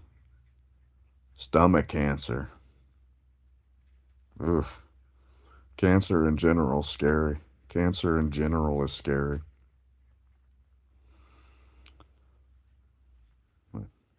Yeah, guys, my next spirit box session is going to be up at Riverside Cemetery. I've got 2 or 3 videos right now I could post. I'm going to be going back up there again. I was thinking about doing a spirit box session live with you guys. I've been thinking about doing a spirit box session live with you guys. I don't know if I'm going to wait to move for that or if I'll do one here in Illinois, but a spirit box live session will be coming. A spirit box session live will be coming. Uh, I also, like I said, after one of my spirit box sessions that I've got recorded, I actually have a camera and a new EVP recorder ordered. I can't wait to get that. I might wait to do my spirit box session live until I get my camera.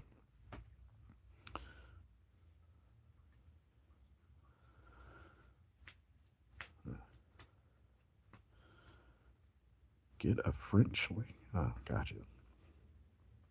Uh,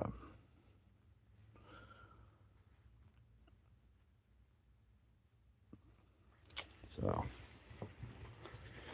been on almost 2 hours already. Wow, been having fun. Talking about all kinds of stuff today. What part of Ireland is your family from, Pete? Mine, Mayo, and Cork. Y'all, gut health is so important. I know, sound kind of hippy dippy when I say that, but oh no, Dreams. I agree 100%. I agree 100%. Gut health is extremely important. Gut health is extremely important. You get any kind of unbalance in like your gut bacteria, and it affects your whole immune system. It affects your whole immune system. That's why you need to treat your gut better than, hell, I need to treat my gut better than I do. But gut health is extremely important. It's not hippy dippy at all, Dreams. It's not hippy dippy at all. Gut health is extremely important. It really controls your immune system. I'd have to load Ancestry to look, but I have an uncle that's buried back there. Oh, Ireland. Yeah, I'm talking about Ireland. Gut health is so important. I agree 100% with that, Dreams. It's not hippy dippy at all. Gut health is extremely important. Say hi, Polly. Polly the cat agrees too. Polly the cat agrees too. Okay, we'll see you when you come back, Steve. Again, I've been on for a couple, almost 2 hours now. Again, if you guys have any, I know Dreams. I know you said you've had quite a few paranormal experiences. I'd love for you to share some of your paranormal experiences. I've actually been interested in what's happened to you in your life. I know you've left a couple of comments saying that you've had a couple of crazy paranormal experiences. This is, a good time to talk about them. Again, I love hearing other people's stories. I've heard quite a few people's stories paranormally since I started really opening back up and getting back into the paranormal. So, I remembered one thing I was going to ask you, Dreams. Have you gone ghost hunting before? Are you big into ghost hunting? I'm curious if you've done any of that. Polly is, I don't know what kind of cat she is. She's just a lovable, furry, soft, furry cat. I wouldn't even know what kind of cat you would, switch around so you can see Polly the cat. I don't know. Does anybody know what kind of cat this is? I, I, I, I typically, I typically, I've typically owned Maine Coons in the past when it comes to cats because Maine Coons are great cats. They're great, lovable family cats. But Polly, we found Polly as a feral cat. She was living on the streets and kind of attached herself to us, and then uh, well, she's attached herself to me. I take care of her. But as for type of cat, I wouldn't know. As for type of cat, I wouldn't know. She likes to come up and lick my ears and wake me up that way. I know that.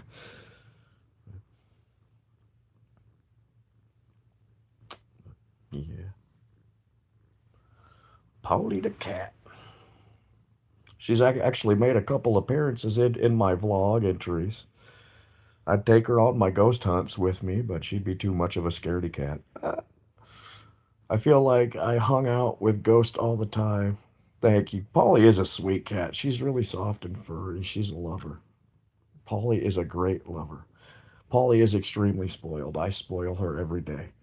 I give her treats every day, and I pet her. I play with her. I got that little red laser dot thing that she loves. I still don't understand why cats love the little laser dot yet. She usually likes to come and lay on my chest and purr, and that really calms me. That really, really calms me when she does that. I feel like I hang out a lot with ghosts all the time. Have you done ghost hunting, Dreams? Have you done any ghost hunting at all? I feel you're a pretty sensitive person. I feel like you're a pretty sensitive person.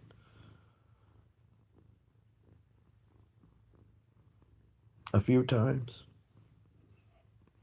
Do you like ghost hunting at all, Dreams? Do you like ghost hunting at all? I mean, I'm just curious. What when you're a clairvoyant or a psychic medium, you got to have some kind of release for it. That's why I've always kind of focused on the paranormal investigating and ghost hunting stuff.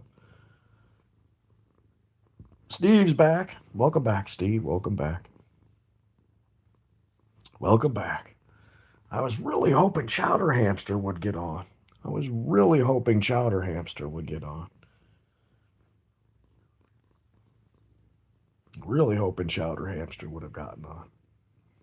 I know the last time I was live gaming wise, Chowder hopped on and said, "I want you to go live on to talk about your paranormal stuff," and I talked to Chowder on online, but it felt kind of disrespectful. Maybe it was just the people I was with. That's interesting. How did you see it as disrespectful? How did you see it as disrespectful? That's a great question. Because I've gone on ghost hunts where I've been like, well, that's just downright disrespectful. But that's just how some people how they handle it and how they handle themselves during an investigation. I feel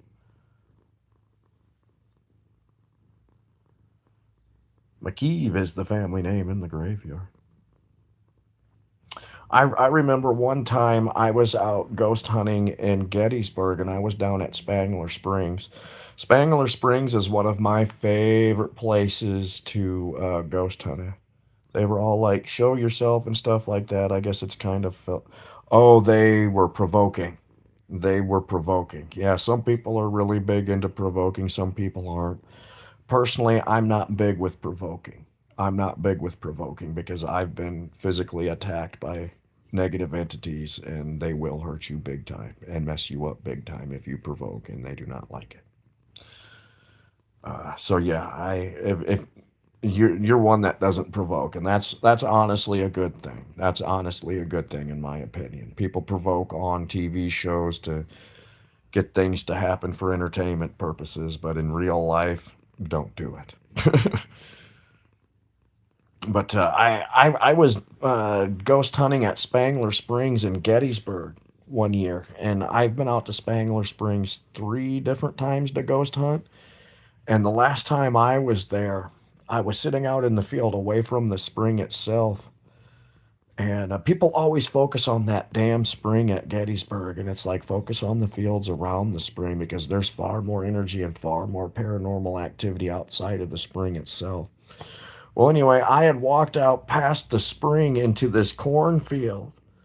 And I was sitting out there and I was like, oh man, the energy's building up. Something paranormal's going to happen. And I was like, I can feel it. It's starting to build up and manifest a little bit.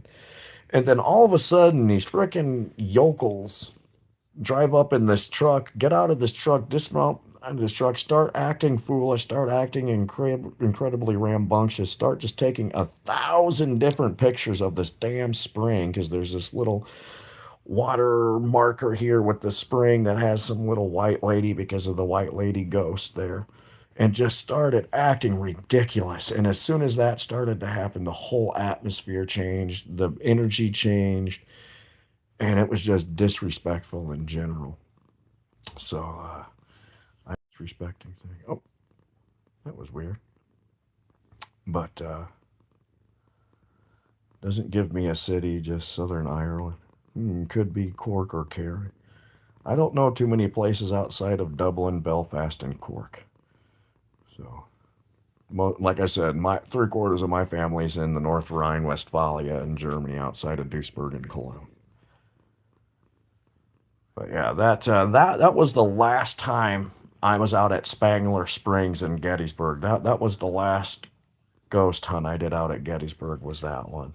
And that was the no, the last ghost hunt I did at Gettysburg was the Pickett's Charge experience, where I heard that guy's guttural death throes. Wish I had an EVP of that one. That was the last ghost hunt I did out at Gettysburg. The time before that was the Spangler Springs incident, where I just like, you guys pissed me off. As soon as they came in, started acting rambunctious and taking 1,000 different pictures of this one stupid spring. And it's like, you guys aren't going to catch anything at the spring. You got to go on the outside around the field. The people I went ghost hunting with actually tried to open up a portal to the underworld and ended up having I could haunt them up. Oh, damn. Moral of the story is, watch who you hang out with. 100% Dreams. 100% agree with you. That's why I like you, Dreams. I feel connected to you, by the way, Dreams. I feel connected to you.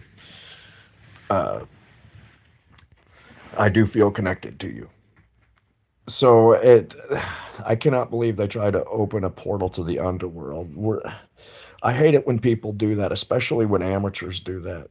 And one of the, you might be with an ancestor of the spirit you're trying to. One of the things I talk about in one of my last videos is, if you don't know what you're dealing with, if you don't know how to handle the paranormal, don't conjure.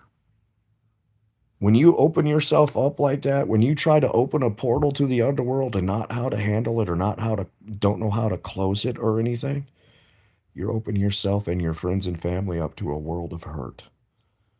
I absolutely hate it when people go in and do that stuff. Now, it's one thing to do it for content purposes, for entertainment value, but they typically, and from what I've heard other investigators and content makers say, is typically when they do that, they close it and then they go and they either go to a shaman or they go to, hey, there's Chowder. Not, well, they don't go to Chowder, but I just want to say hi, Chowder. They usually go to a spiritual person and then get cleansed after it. Some of these people that open up a portal or open themselves up, they end up getting hurt badly. They end up getting hurt incredibly badly. That's why I always warn people not to do that, especially amateurs that just don't know what they're doing. Shoot, I halfway know what I'm doing, and I still don't mess with that stuff. I still don't mess with that stuff, and I halfway know what I'm doing. Yeah, I was wondering when you would get on, Chowder. I've been talking about you for the last 2 hours. Like, oh, I wonder when Chowder's getting on. I wonder when Chowder's getting on. Yeah, dreams. Yeah, you've heard me talk about Chowder a lot. Uh, but yeah, glad you made it, Chowder. I was wondering when you'd make it. I've been sitting here telling everybody that you've been wanting to ask questions and everything. So can't wait to see what kind of questions you have, Chowder. Can't wait to see what kind of questions you have. My cat just kind of half hissed, half mowed at me there for. She's looking at my foot. Anyway, uh, anyway, thank God Chowder made it. I was afraid Chowder wasn't gonna make it tonight.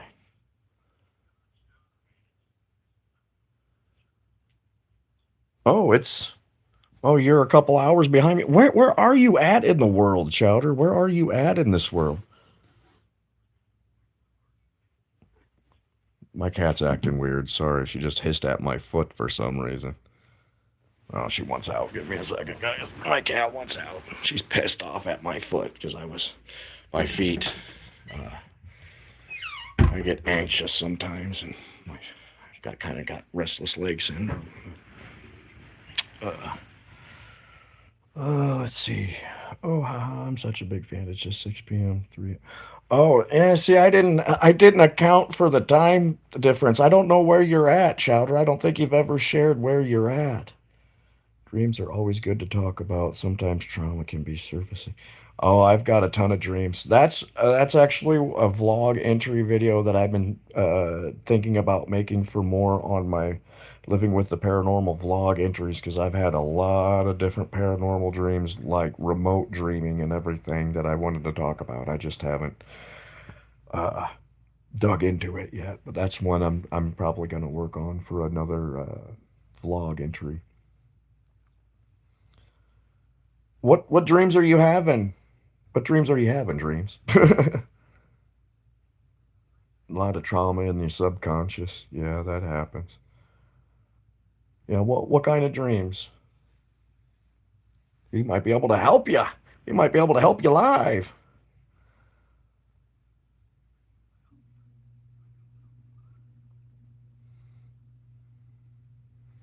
Might be able to help you live.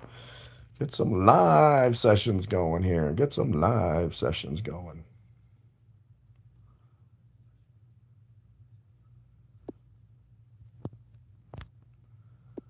Oh man, I've just been dreaming of this cartoon I've been watching. Nothing close to you all much more.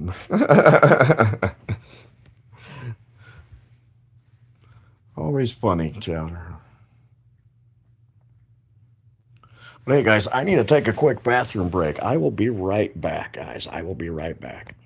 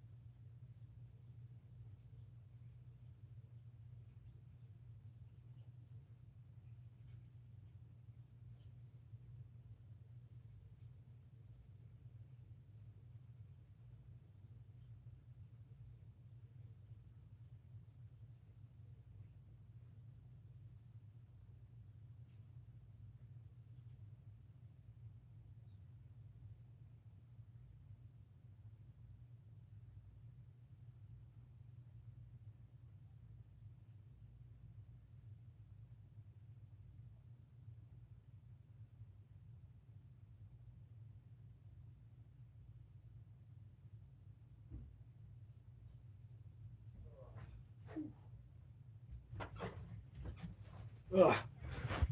Okay, guys, sorry about that. Had to take a quick break. What did I miss while I was gone? What did I miss while I was gone? Well, my latest dream is I'm just hanging out at a lake on a boat with a cab and stuff. It was pretty cool. Well, those dreams that are like real life sometimes get mixed into memories. I would agree with that, Chowder. Some of that does happen. Uh, so you feel restrained, Pete? Exactly. It's very deja vu. So I used to be able to read dreams really well. That's something I haven't done in years and I need to open back up to because dreams can really help solve a lot of problems. I live in most joke state of them all. What state is that? Because I kind of make fun of all the states. Every state's got a funny something to it. So we all are different. We all have different cultures and customs. I got that good Western Illinois dialect. Well, my latest dream was I was just hanging out at a lake on a boat with a cabin and stuff. That's interesting.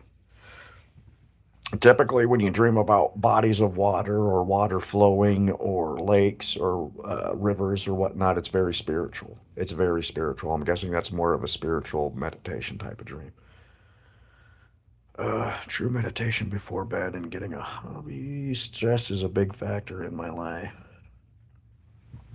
Yeah, typically when you dream about bodies of water like lakes, rivers, oceans, and so on, it's typically very spiritual meaning. I've had quite a few dreams with water.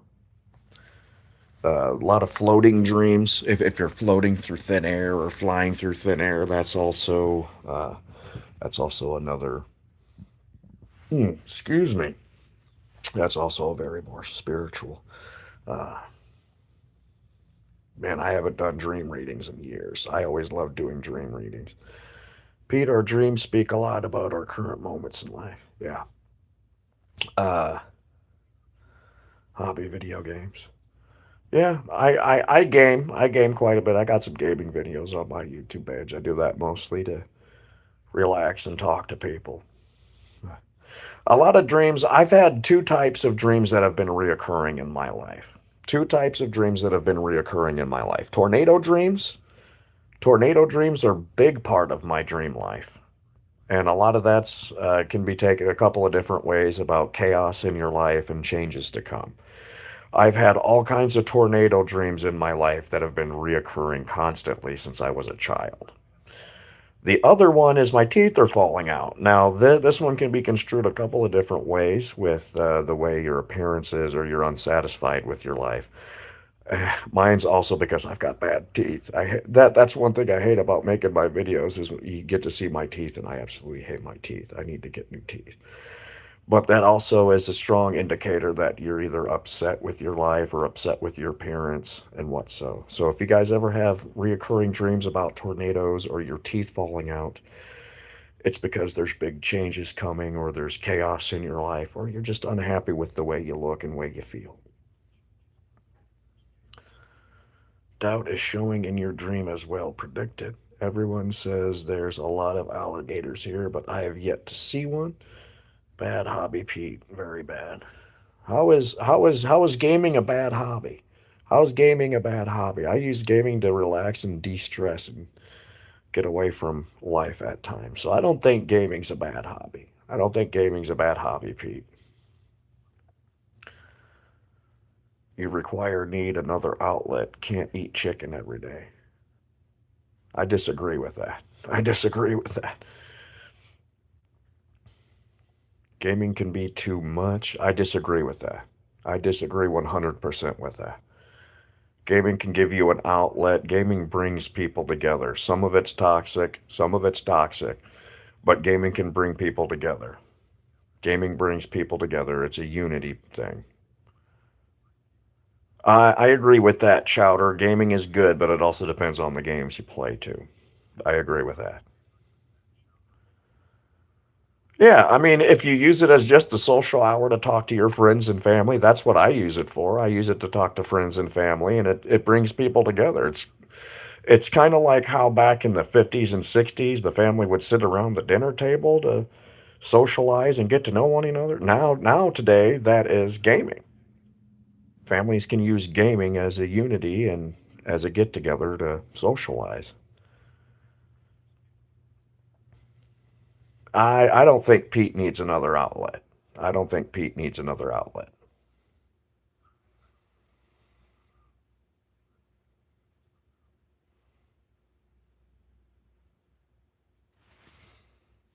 But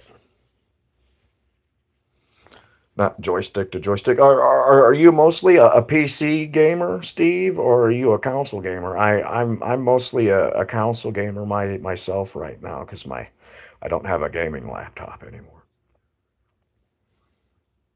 Xbox.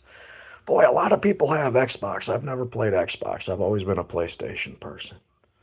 But my son has an Xbox, and he's got both. He's got PlayStation and Xbox.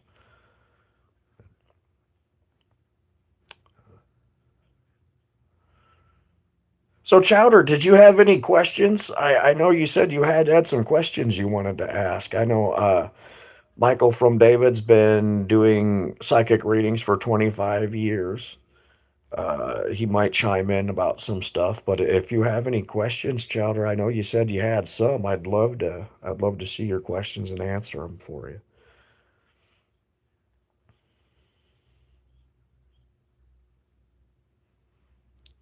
Socialize face to face, relieve stress. I agree.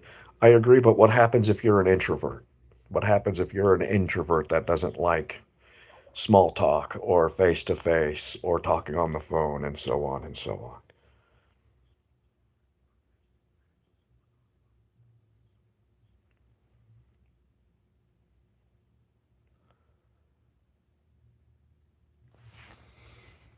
on? You have one or two more and have to shower. Gotcha.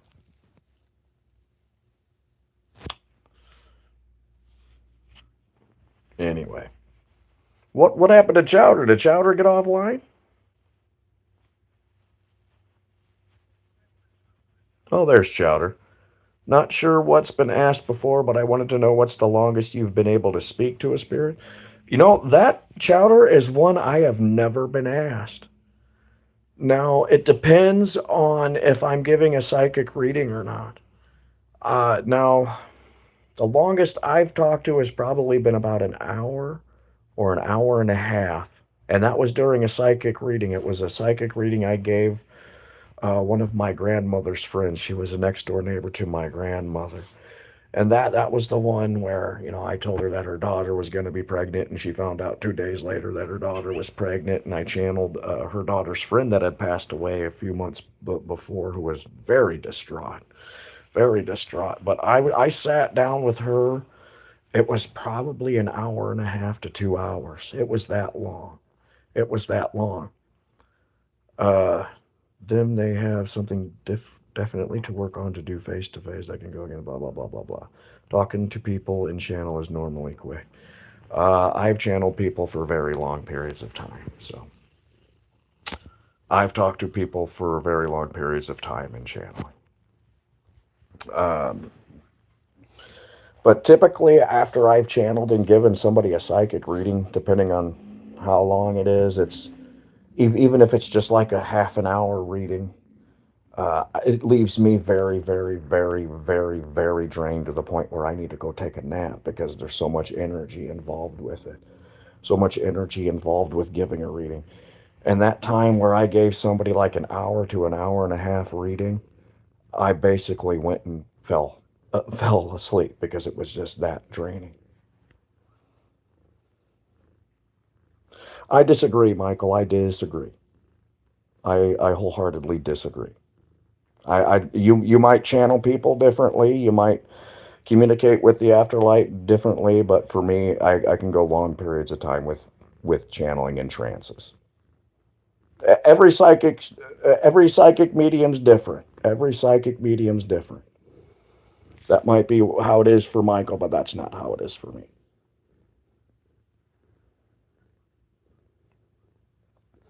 Polly the cat. Polly the cat says hi again.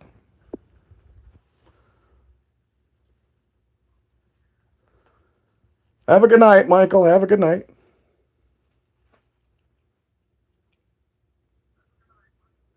Bye, Polly. Yeah, Michael says bye.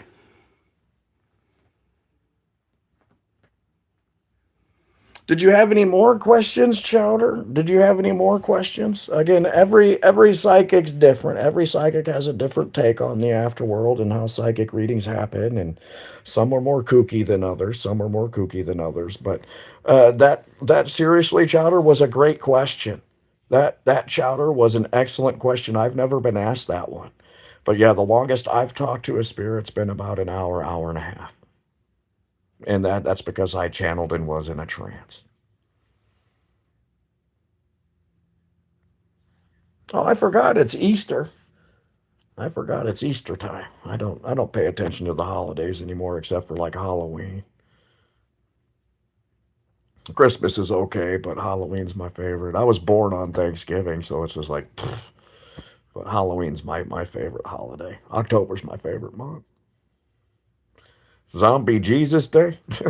Zombie Jesus Day.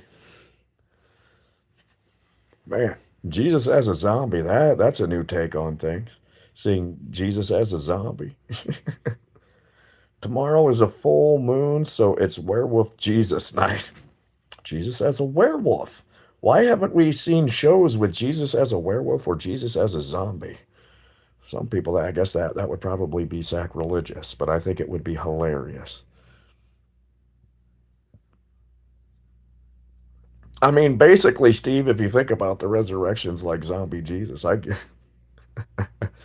wow, that's really awesome. An hour must have felt quite. It was.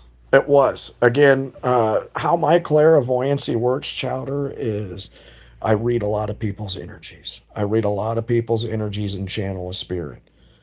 And even after a half an hour of a reading, it's extremely tiring because there's so much energy that's built up and built up around me and built up around the person that I'm giving a reading to that it's basically all the energy just kind of disconnects and dissipates, and you're just kind of left like, oh my God, I'm in a daze, the trance, and it's all the energy that gets built up goes away. And once you expel so much energy like that, once you expel a lot of energy like that, it's extremely tiring. There's been times where I've given a couple of readings and I took a nap right afterwards. So,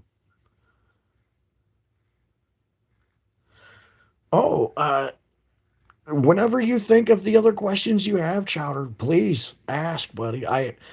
To be very honest with you, Chowder, I did mostly this go live for you tonight. To be very honest with you, because I know you were excited about me going live with my paranormal stuff. So, whatever questions you have, Chowder, feel free to ask, bud.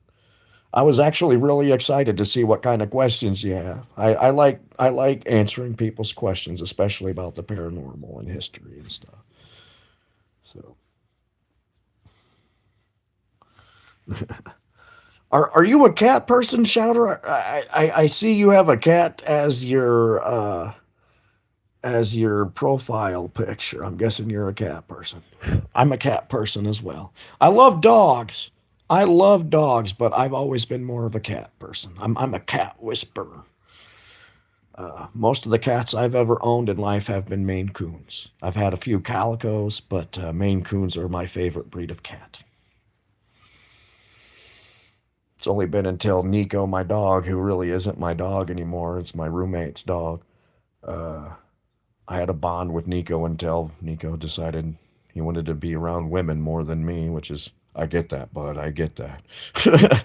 But I've always been more of a cat person. I take care of Polly like she's my own. Like she's my fur baby. Polly's my fur baby now. But Polly won't be coming to Ohio with me, unfortunately. Oh, so that's Chowder. So that's where you get Chowder Hamster. Okay. That's where you get Chowder Hamster. I've got a couple of real big cat fans that I see live sometimes. I know you, Chowder, and Alex Stafford has a cat profile picture. A couple of others too. I love cats. I love cats. I love cats.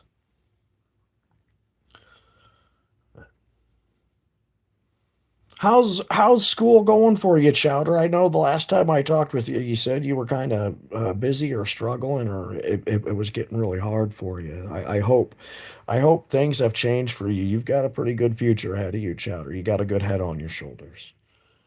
So it might be hard right now, Chowder, but I assure you things will be better in the, well, weeks and months to come for you, bud.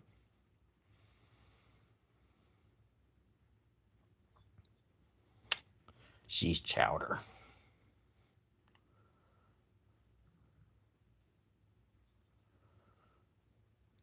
I love that girl Heather O'Rourke, Poltergeist 3. I have a crush on her, famous actress. If the rapture happens, I want to be left behind and want to be next to her, love, adore her. Okay.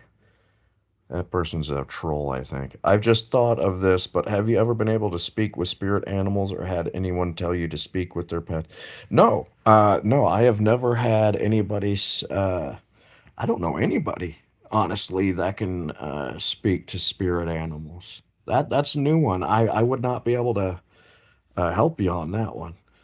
But I've seen spirit spirits of pets that have passed, but I've never talked with one. I've never talked with a spirit animal. I find the spirit animal stuff very fascinating. I find the spirit animal stuff very fascinating. I'm an owl. I'm an owl. Owl represents wisdom and clairvoyance, and I've got both. So that's why the owl is mine. If I had to choose a spirit animal, I find that stuff very fascinating. But no, I have never had anybody tell me that I could speak to my spirit animal. I've never tried to talk to my spirit animal. And to be very honest with you, I don't know anybody that can.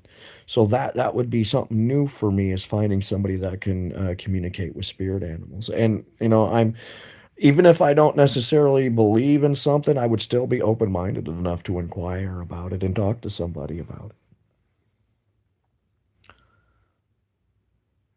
Oh, I have a question. Why did you name him Nico? Nico was actually his name before I rescued him. The reason why his name is Nico is Nico had a rough start to life. He was born through a Greek breeder in Illinois outside of Macomb. And this Greek breeder had been on a watch list by numerous pit bull rescue groups. My dad was real big into pit bull rescue groups and big into pit bulls, obviously, because they get a bad stigma. But he was born to a horrible breeder who had been on a pit bull rescue watch group for many years with many of them. And Nico's litter was an oops litter. And poor Nico lived under a car with this breeder and was beaten over the head with a rock for discipline. And it caused him to have seizures for the first 2 years of his life. And they were able to save Nico. This was, I think they came in, they finally got a hold of the breeder. They finally actually arrested this breeder, and they can't breed pit bulls anymore. But came in when he was like 2 or 3 weeks old. Like I said, had been beaten over the head with a rock that caused him to have seizures. And saved his life. And they named him, they couldn't name him Nike, but they named him Nico for victory because he had such a rough start to life. So that's why. Oh, we got a crazy religious person on again. The last comment you sent wasn't very Christian-like. The last comment you sent wasn't very. I'm curious on. Yes, I believe. I don't get what you're saying there, Chowder. But yeah, that's why Nico is named Nico. It's because he had a very rough start to life, and they couldn't name him Nike because it just doesn't sound right. So they named him Nico for victory, because he, like I said, was beaten over the head with a rock. And like I said, I adopted Nico when Nico was 6 weeks old, and he had seizures up until the time he was 2. Nico is a survivor. Nico is a survivor. He might be afraid of men because of his abuser, since he prefers women now. I don't think he's afraid of men. I just think he's a horn dog. I literally just think he's a horn dog. It has nothing to do with that, because he was attached to me, bonded to me. Uh, he and I went through some tough times. Nico and I have been through 2 divorces in life. Nico and I have been through 2 divorces in life. And I was his human until about 3 years ago, when my stepmom fell in love with him, and now he goes off with my stepmom, which is fine, because, well, I like women too, Nico. But no, I don't think it has anything to do with his abusive past. I just think he's a horn dog and likes women and prefers women, which, again, I totally understand that too, because I prefer women too. But you know what's funny is I prefer working for women and working with women more than anything. So Nico is the dog version of me. Nico's the dog version of me. Yeah, it's a sad story, but it's a happy story. I babied him so much. He is such a scaredy dog too. I've babied him so much. But he deserved it. Yeah, Nico getting 2 Christmas. He's a good boy. He's a good boy. He's getting old, though. He'll be 11 in May. He'll be 11 in May, and he's getting all kinds of white hair all over his face. I'm like, I feel getting old too, Nico. I feel getting old too. He's been a good boy. What's crazy is my dog Nico became more of my stepmom's dog, and now Polly, my stepmom's cat, has become more my cat. It's weird how that all works. But yeah, Nico's a survivor. Nico's a survivor. He is definitely a survivor. And what's crazy is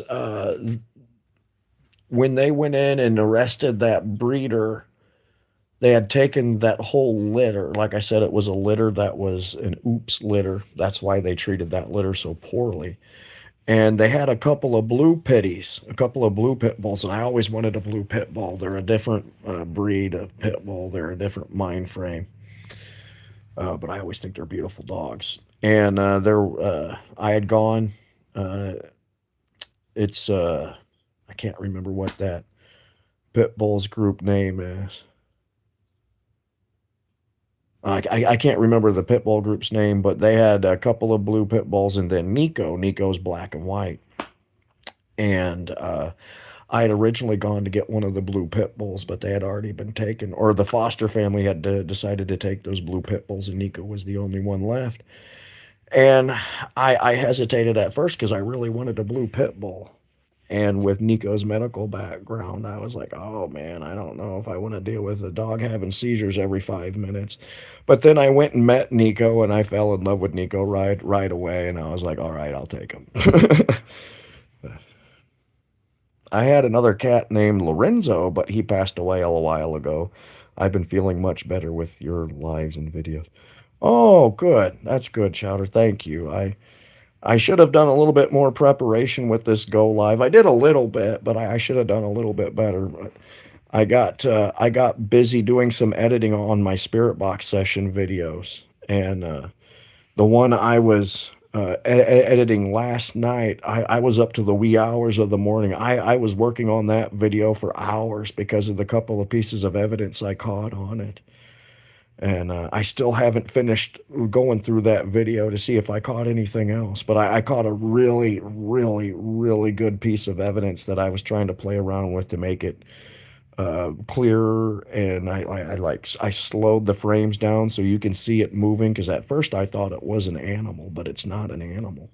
So I can't wait to show and share that one with you, Chowder. I bet you'll really like that one. But I spent hours working on trying to make this this video of the what I caught clear to be able to either debunk it, and I can't debunk it. And again, I plan to go back up to that part of Riverside Cemetery and do another spirit box session there because of this piece of evidence that I caught. It's incredible. It's absolutely incredible. Because at first glance, when you look at it, you think, oh, it's just an animal because you see it dart. And it's like, okay, well, I slowed it down and you see it appear between this brick and this headstone and then dart. And then it goes from like a small, like chipmunk or mouse sized uh, dark cloud to turning into like the size of a rabbit. And on this same video, I also had a spirit, something come out of the spirit box that was super creepy. So there's a couple of pieces of evidence that I'm working on and editing to put out as clips. And I cannot wait for you guys to see this spirit box session. It made me so excited that I went and ordered a new camcorder and an EVP recorder just because of this one spirit box session. So I'm planning on putting this one out Thursday. I was waiting to hold off to put it out in a couple of weeks, but once I started editing last night, I was like, this one's going to be the next one. So it's going to be a little out of sequence, but it's well worth it. It's going to be well worth it. I promise you all. And like I said, I thought it was maybe an animal darting at one point, but after you slow down and make it a little bit better and clearer, it's not an animal because you see it appear between a brick and a headstone, and then it dart, and then you see it take shape. So it's super exciting. I can't wait to share it with you guys. I cannot wait to share it with you guys. It made me super excited. Last night when I was going through it and watching the video, I was like, what the fuck is this thing? You know, and it's exciting. It's really exciting. People, you know, more skeptics will be like, "Oh, it's just an animal," but I assure you, it's not an animal. It's not an animal. I can tell you all that right now. It's not an animal. It's a shadow person or something trying to manifest. So I cannot wait to show you guys. It's getting back into doing ghost hunting again. Like I said, I don't have paranormal or supernatural things every time I go out on ghost hunts, but 80% of the time, I would say I go on ghost hunts, I have something paranormal happening, and I was able to catch this one for you guys.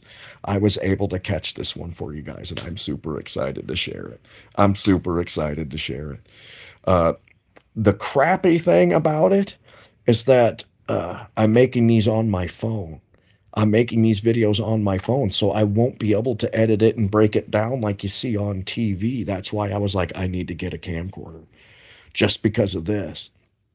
So unfortunately, it's not the best quality, but you can still see what it is. And I won't be able to edit it like I want to edit it because I made it. I made the video on my phone. But it's still a great piece of evidence. It's still a great piece of evidence. That and the voice that came out of the spirit box with it, which is creepy as hell. I shared it to a couple people at work, and the people at work I was with were like, "Oh my God, Matt, that is so awesome. I can't wait for you to post this." So the people that I've shown at least the spirit box voice have already been like, "Matt, you got to post this next."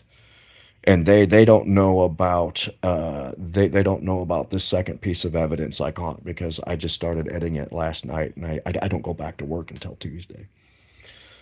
With the energy thing, you remind me of that character on the cartoon I watched. She uses mana like magic in her power. What cartoon is that, Chowder? What cartoon is that? I'm curious.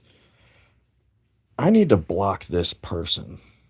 I love that girl Heather O'Rourke. I have a crush on her. He keeps. I need to block this person. Hold on a second, guys.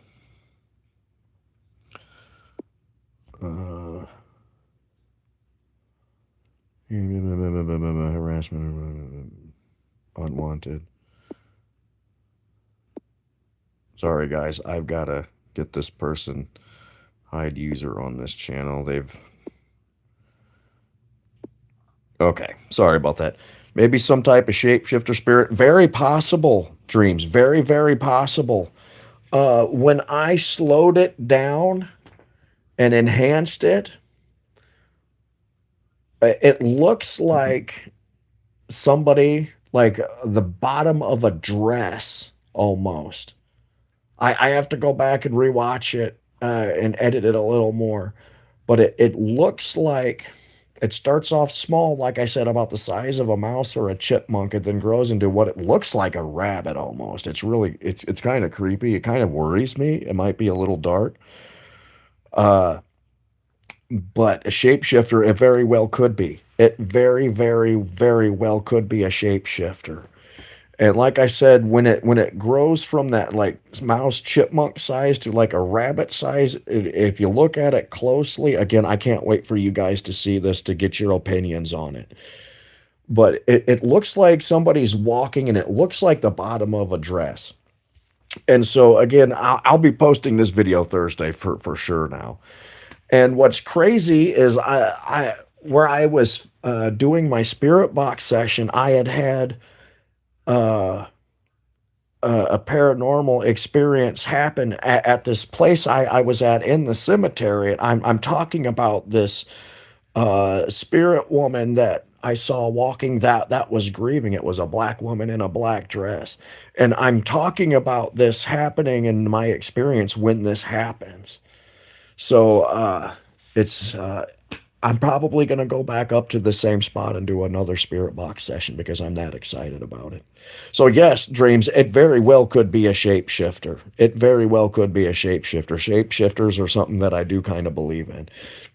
You know, because something dark or something evil, I think if it's got enough energy and enough strength, it will shapeshift into whatever it wants to, and that's what's kind of creepy. Now, I've talked about how I don't believe in demonic stuff, but that shape-shifting type of stuff could be more demonic, in my opinion. That's one part of demons and demonic stuff that I do kind of believe in. So, the cartoon I'm watching is Ben 10. I grew up watching it and decided to relive childhood again. There's nothing wrong with doing that sometimes, Chowder. There's nothing wrong with doing that. I've never heard of Ben 10. That must be after my time. After my time, I guess. But that's one I've never heard of, Chowder. That's one I've never heard of. Yeah, I'm super excited about this spirit box session and these two pieces of evidence so far that I've got. Like I said, this happened, both things happened about 10 minutes into the video, and I haven't gotten much past these 10 minutes of this spirit box session because I've just been so excited and trying to enhance the video to try to debunk it, but I can't debunk it. It's not an animal at all. So and what's even crazier is when I was making the video, typically when I go ghost hunting and I make videos, if I see something like an animal dart out or lights flashing from a car, I'll mention it and say, okay, guys, don't worry about that. That's either lights from a car or that's an animal or that's a person off in the distance and so on and so on. What's crazy is this thing I didn't see it, and I was filming. I was standing right in front of it, about 10 feet away from it, if that, when it happened. When it happened, it was about 10 feet away from me, and I didn't see it. And when you watch the Spirit Box session video itself, it happens so quickly. It happened so quickly. That's why at first I thought it was an animal darting out. And I was like, that's more than just an animal darting out. And so when I broke it down and slowed it down, it's got to be something like a shapeshifter or something. So can you guys tell I'm super excited about it? I'm wondering how many type of spirits are there. Maybe there's more unknown. Oh, wow, that's a tough question, Chowder. Yeah, oh, Dreams, you'll love this one, Dreams. You'll love this one. Type of spirits. Now, I how I lump things, and again, every clairvoyant's different. Every psychic, clairvoyant, and empath is different. I'm giving you guys my take. I break paranormal entities and spirits into two categories: spirits, which have crossed over into the heaven plane, and entities that are more earthbound. Now, I don't believe in hell. I believe Earth is hell. And I really don't believe in little horn bastards that run around. I believe there are extremely negative and evil entities, but I've never encountered or experienced a little horn bastard that runs around and looks like the devil. But that's how I label it, because it's easier to say, well, this person's earthbound, so it's an entity. This person's a spirit because it's crossed over into the heaven plane. Now, when it comes down to different spirit types, I that's something that I have not got into. Honestly, that is something I haven't gotten into, and that I probably will be more open-minded and look more into it. So I would have to do a little bit more research and learning on that matter, Chowder. Now, I know from what I have read and from what I have heard, there are all kinds of different types of spirits, all kinds of different types of spirits, and I can't name them all. I know there's like banshees and all kinds of stuff from folklores. There might be stuff in Western traditions that we count as spirits that Eastern traditions don't, and vice versa. So a lot of it, I think, probably boils down to your belief system. A lot of it boils down to your belief system, and a lot of it boils down to how spirits manifest. Are they a noisy ghost? Are they a poltergeist? Are they residual energy? I've dealt with a lot of residual energy. I don't talk about residual energy enough, and that's something that I might need to do as a vlog entry for Living with the Paranormal. That's something I should probably do more. I've dealt with a lot of residual energy. All types of beings on this planet. I would agree. Now, a lot of them I don't believe in, but a lot of them it's like my mind's opening up more. I have an old lady ghost in my house. Do you, Steve? Do you? I've dealt with a couple of older lady ghosts that have actually been very pleasant.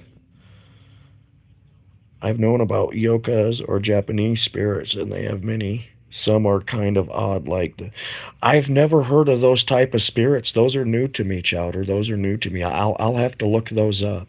I'll have to look those up. Her name is Athea. Athea. Oh, interesting. Interesting.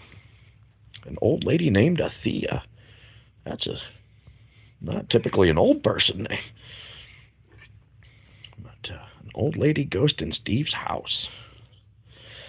But yeah, I mean, all types of beings on this planet. And, just because I don't necessarily believe in them is mostly because I haven't dealt with them either. Now, again, I don't believe in Bigfoot or Sasquatches or any of that stuff, but I've never dealt with one. A lot of people say they have, but, I'm open-minded to stuff like that. So again, that's again the different spirit types. I'm going to have to do some more reading and research on the different types of spirits. Thank you, Chowder, for bringing that up. Actually, I really appreciate that. She owned the house before I bought it. Oh, that's cool. I'm hairy like Bigfoot. you know, I, I like I said, I don't necessarily believe in Bigfoot. That doesn't mean there's some big furry creature out there that I guess could be considered a Bigfoot. Um, it's like Nellie, the Loch Ness monster. I don't necessarily believe in Nellie, but I like the folklore behind it. People probably saw you instead of Bigfoot. Yeah. Because where I come from, when it comes to that, it's mostly like, oh, there's so many different things that we could use to find a Bigfoot. Radars or heat signatures, thermal signatures. To look for these Bigfoot things in forests, and then it's like, well, there's parts of the United States that have never really been touched by man. So that kind of gives you it's improbable but still a little possible. Because there's so many parts here in the US that are vast that humans just have never touched yet, or the humans that have touched were natives. So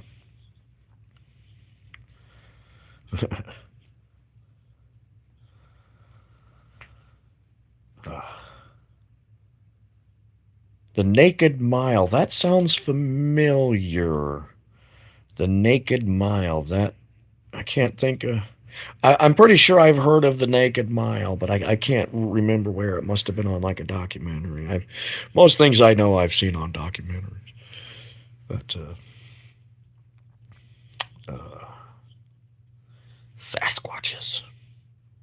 I haven't done much reading or research into like the skinwalkers from like Skinwalker Ranch, but that's another thing that I'm kind of skeptical about. What would be open minded? Do you really think the only reason spirits are here is to resolve something, or are there other reasons?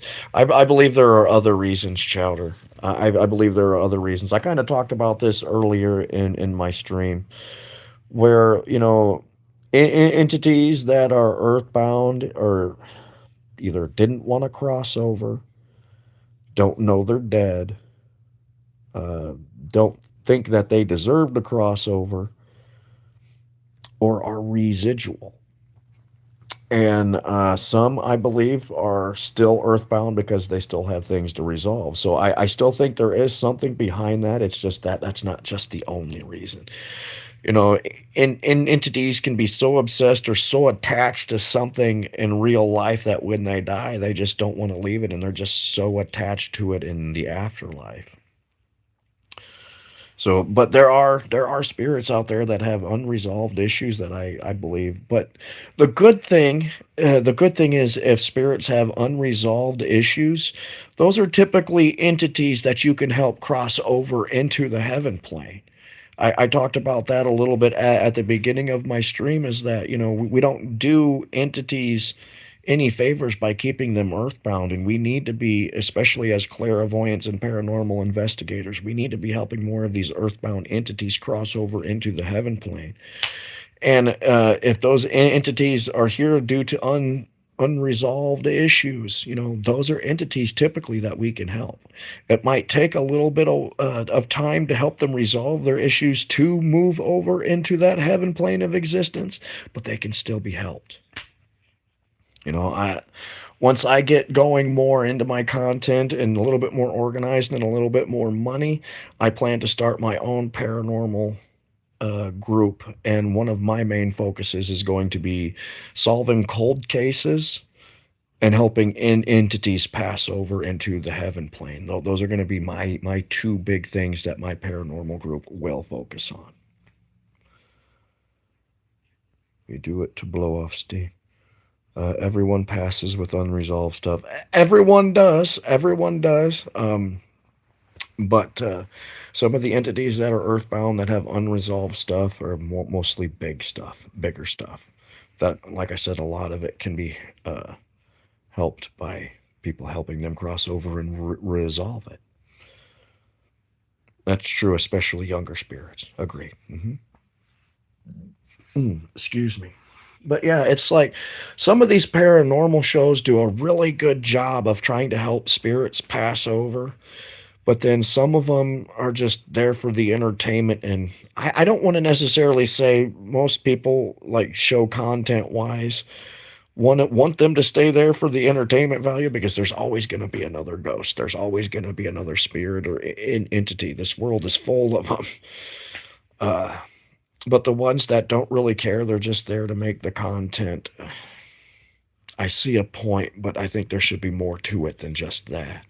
That's why, again, once I finally am able to start my own paranormal group, I'll be focusing a lot on helping spirits pass over and hopefully solving cold cases. I really would like to open my clairvoyance up more so to be able to help solve cold cases. That's something I'm very, very, very passionate about. And Chowder's heard me get on my soapbox about that.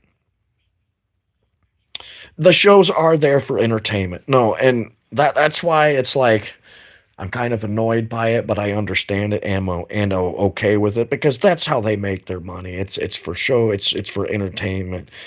But I believe some of the shows need to be more adamant about helping spirits cross over.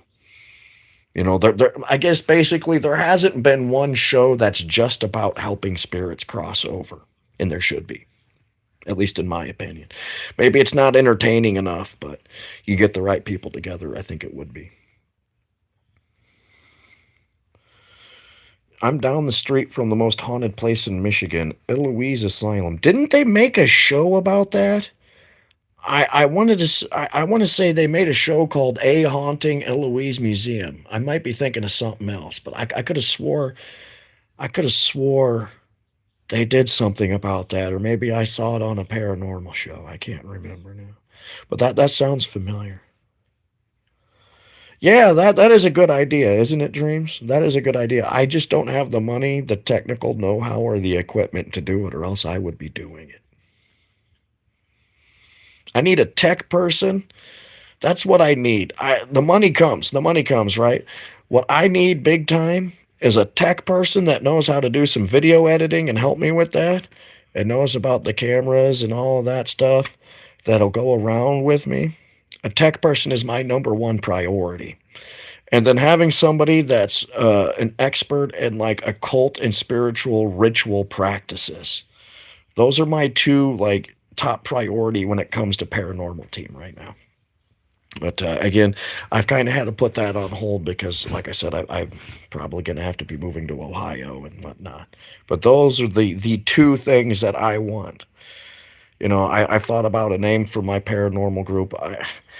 The name's subject to change, but I was thinking Fae Paranormal. Fae, being Fae is a Celtic term for, well, being a clairvoyant. And it's got some other things to it. And it's spelled Fey, not Fae. I found that out. But yeah. I need a youth minister? No, I don't need a youth minister. That's my number one issue, tech stuff. Yeah. I'm a dunce when it comes to tech stuff. I'm a dunce when it comes to tech stuff. I didn't have texting on my phone until I was in my mid 20s because I didn't care about it. And then I got forced into having texting because of the job I was working at the time, and I was like, boy, there's a lot to this. But when it comes to tech stuff, it's like a foreign language to me, and I'm just kind of like, duh. I can press a start button. I can press a start button. That's about it. They have the tech and the cult stuff covered.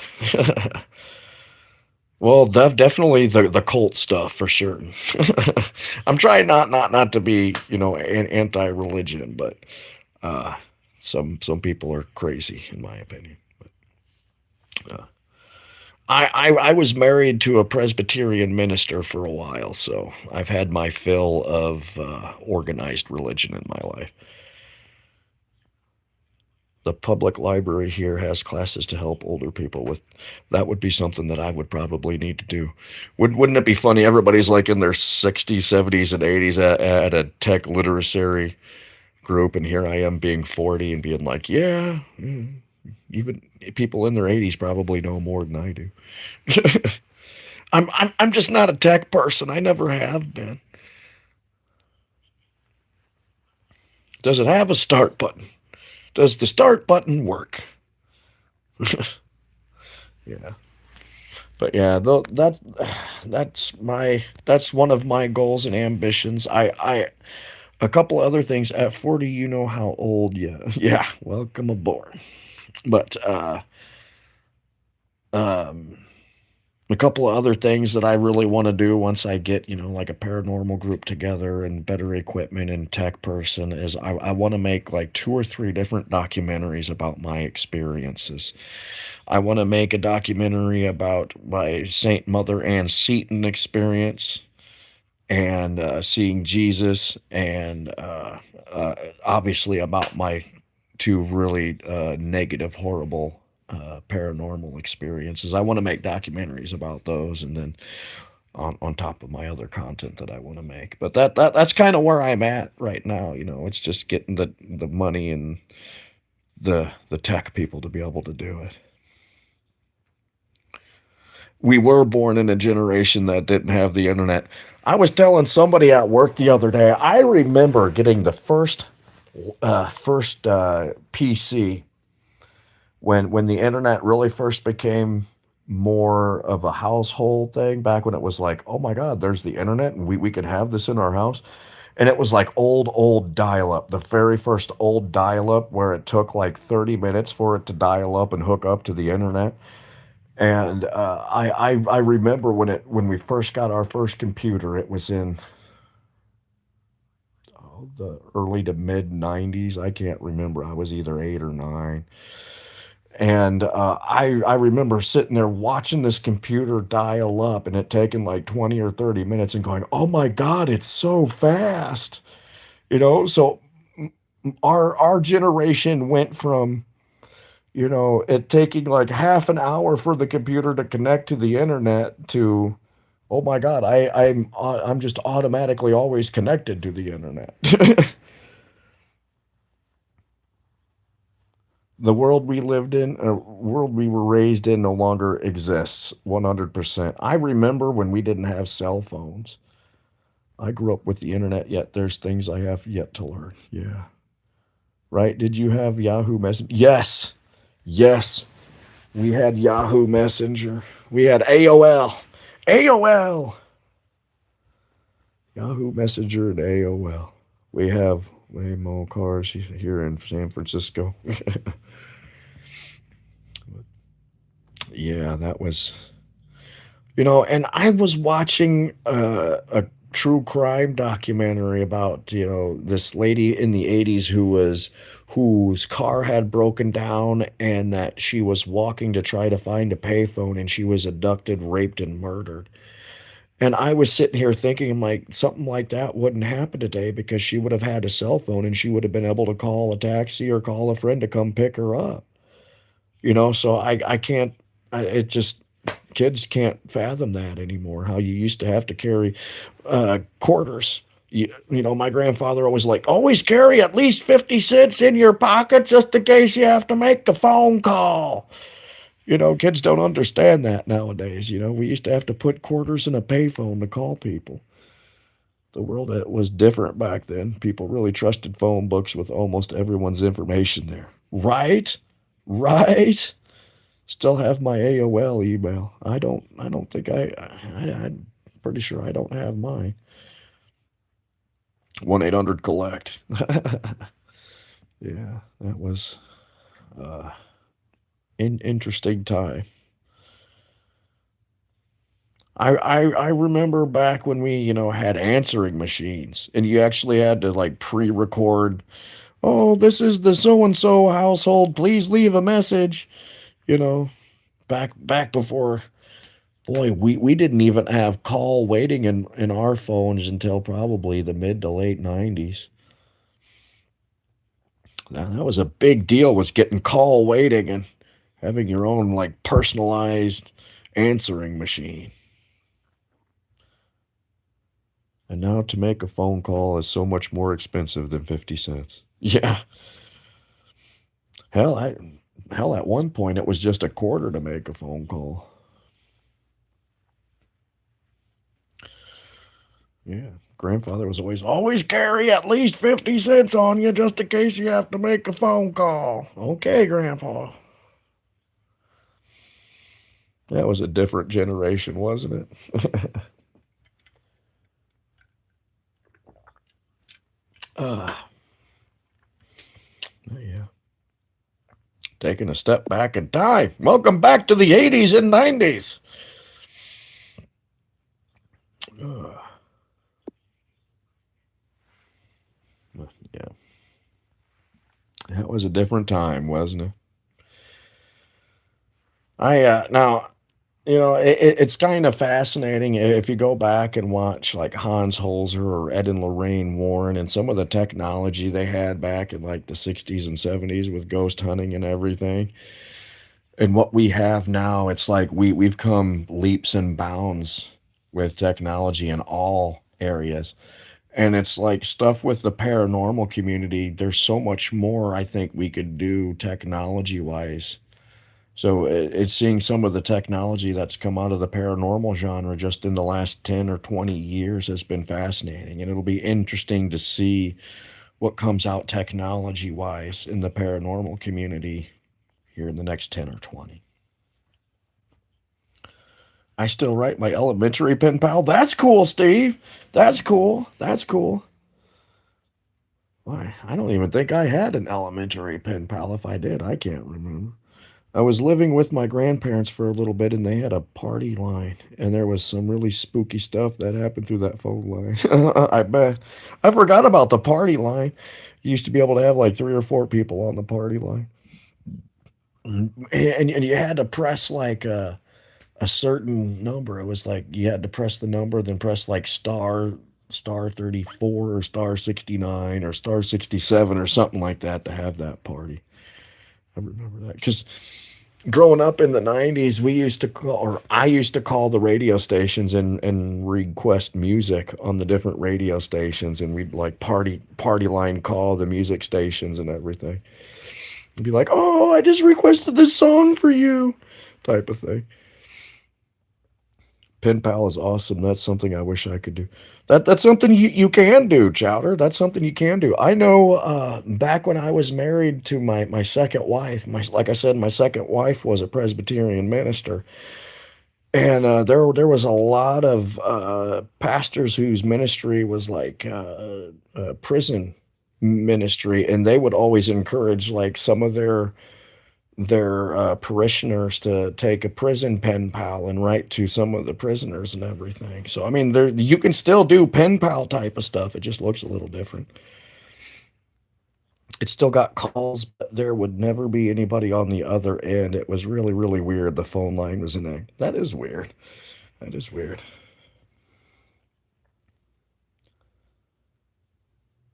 That is weird. That is weird.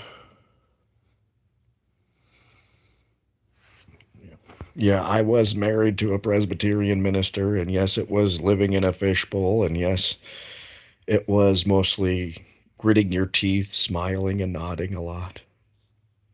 You'd be surprised at how some pastors actually are in real life. I won't talk more on that. I mean, unless you want me to, but uh, some of the things I saw with dealing with church members and people in the clergy and the upper echelons. My wife ended up being a Presbyterian. I don't even remember what the hell they call them, executive officer, where it's kind of like a bishopship. She oversaw like 40 different churches, and I couldn't believe the politics involved of it. And it's like, you people are nothing but fake because it shouldn't be about politics. There used to be elementary schools that had their students write to inmates. Maybe that should. Oh yeah, I've heard of that. I don't remember if my school ever did, but I remember hearing about schools that used to do that. Nowadays, I think if it's not still a thing, I bet a lot of schools are worried about inmates taking advantage because that still happens a lot. So uh, that's the only thing you have to really worry about it is the inmates, starting to suck money from you and all that. But except if you hook up with the inmates that are almost on the out, or whatever. But uh, if you were to do something like that, I would probably find a minister that's into prison ministry to, they can probably better tell you who to pen pal to. I'm from Arkansas, where there's a church on every single corner, so nothing surprises me. Yeah, that's weird because it's like Arkansas is part of that Bible Belt, but not all at the same time. My ex-wife was from Virginia, and she grew up in that Bible Belt. That was like ridiculous. But it's like the Bible Belt stretches from like, uh, Maryland through Tennessee down into Arkansas and Missouri, and it's like, yeah. But there's like a church on every corner here where I'm at, and I'm in Illinois, and it's not considered the Bible Belt. OMG, some parts of Florida got that too. Oh, I bet. Oh, that's right. I forgot. Were you from Florida? I remember hearing you say that you either lived there or were from Florida. You're like Florida man, because I think we were making fun of Florida man the last live stream I was on. Mrs. Teacher, why did I receive a letter from a peasant pen pal? Oh, he got put in the hole, shanked. Oh, that's hilarious. Yeah, that wouldn't be a good thing. Good to go. Bye again. All. Bye, Michael. Mrs. Teacher, why did I receive a letter from my peasant pen pal? Oh, he got put in a hole, shanked. That's a good one. That's a good one. Hadn't even thought of that. Hadn't even thought of that. Hadn't even thought of that.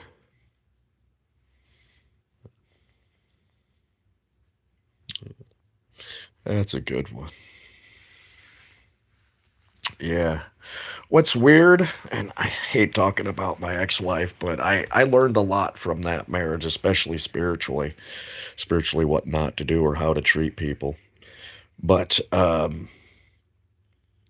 she was way more liberal. I mean, I'm liberal, but she went from being a super liberal pastor here in Illinois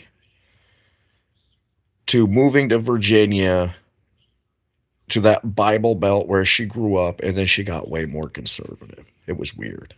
It was weird. It was like almost polar opposite of what she used to preach about. And I understand that you got to kind of preach to your base or whatnot, but I felt like she kind of betrayed herself in that way.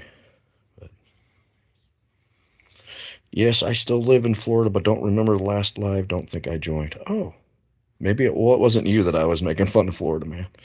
That would not be good for my abandonment issues. Oh, you got abandonment issues? I'm sorry. I've had to deal with abandonment issues too, Dream. So I know exactly where you're coming from, honey. With my family history and everything, I know exactly what you're talking about when it comes to abandonment issues. And I'm sorry you have those because abandonment issues suck. Took me years of therapy to get through my abandonment issues. Dear Matt, I hope your time in the hole goes fast. Next time, drop the show.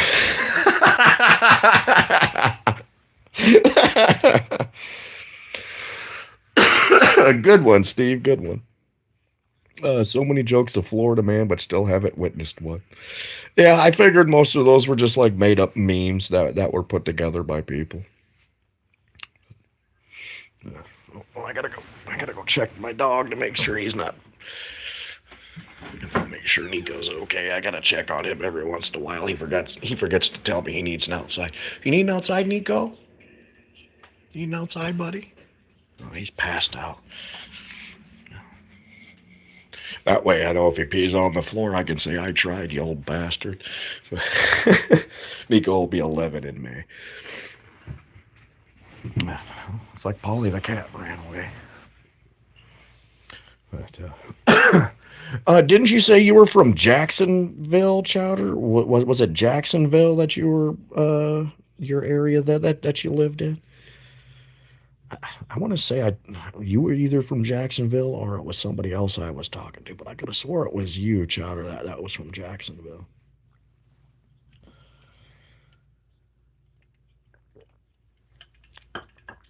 Uh, Florida man. Do they even still make Florida man jokes anymore or make Florida man memes? That was a big thing back during like the COVID era.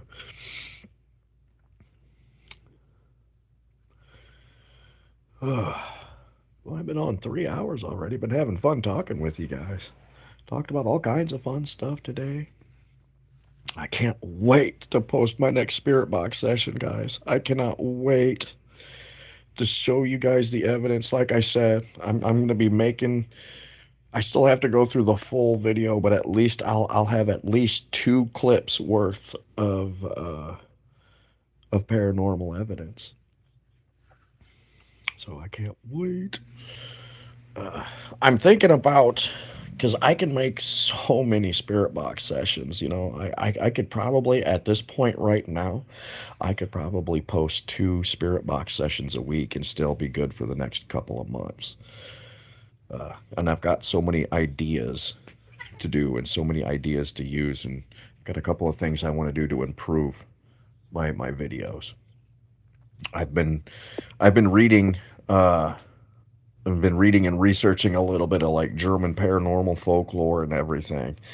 And I kind of want to incorporate the German method of how they investigate and how they do their content. You know, they try to make more of a story type of lesson, kind of like the Brothers Grimm did with the Brothers Grimm fairy tales. I'd like to try to do something like that. It's just, again, having the technology and the know-how, because I can script and do all kinds of things, but technology is my downfall. Oh wow, guess someone else from Florida joined, because I've only visited Jacksonville once and it's like looking at me. Is it really? Man, I thought you were the one from Jacksonville, Chowder. I thought you were the one from Jacksonville. I can't think of who that was now. I could have swore that was you. Oh well. Jacksonville, it's like looking at Maine. I've never been to Maine and I've never been to Jacksonville, so I'll take your word for it, Chowder. I've heard Jacksonville's a shithole. I've heard Jacksonville's a shithole, but I've never been. I've been around that area, but I don't think I've ever been through Jacksonville. Only been to Florida a couple times. Wasn't really impressed with it, except for the Pensacola area. I thought the Pensacola area was pretty. But like once you got down into Orlando, there was a bunch of prostitutes walking around just open freely, and it was like, oh well, that's not what I'm used to seeing every day.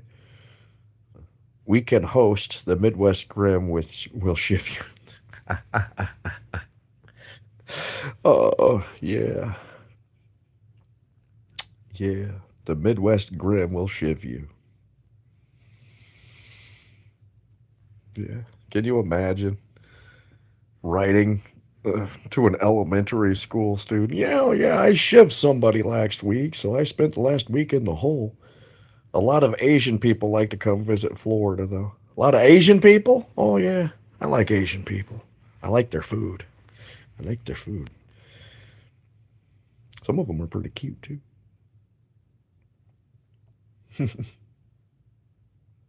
You know, there's not very many. There's like a decent Asian population here in the Quad Cities, but um, there's not like it's not like it is out in California. I'm sure a lot of Asian people come to visit Florida.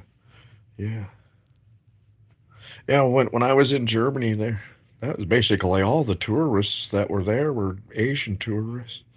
I mean, then they were by the thousands too. It was incredible. I was like, oh wow, how are we not capitalizing on that? I had a couple of Asian friends growing up. I worked with a, I think he was Filipino. I worked with him. He was a good guy. He's a good guy. I think he was from the Philippines. He's a good guy.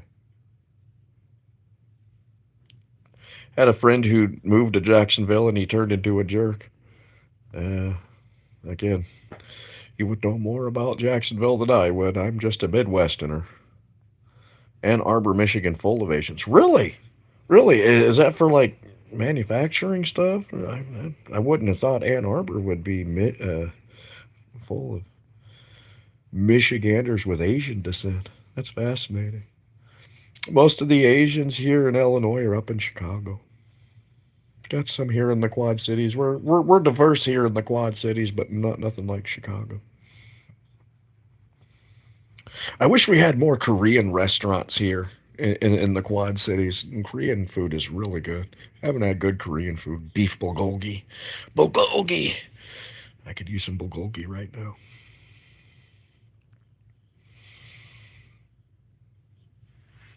Asian women are cute.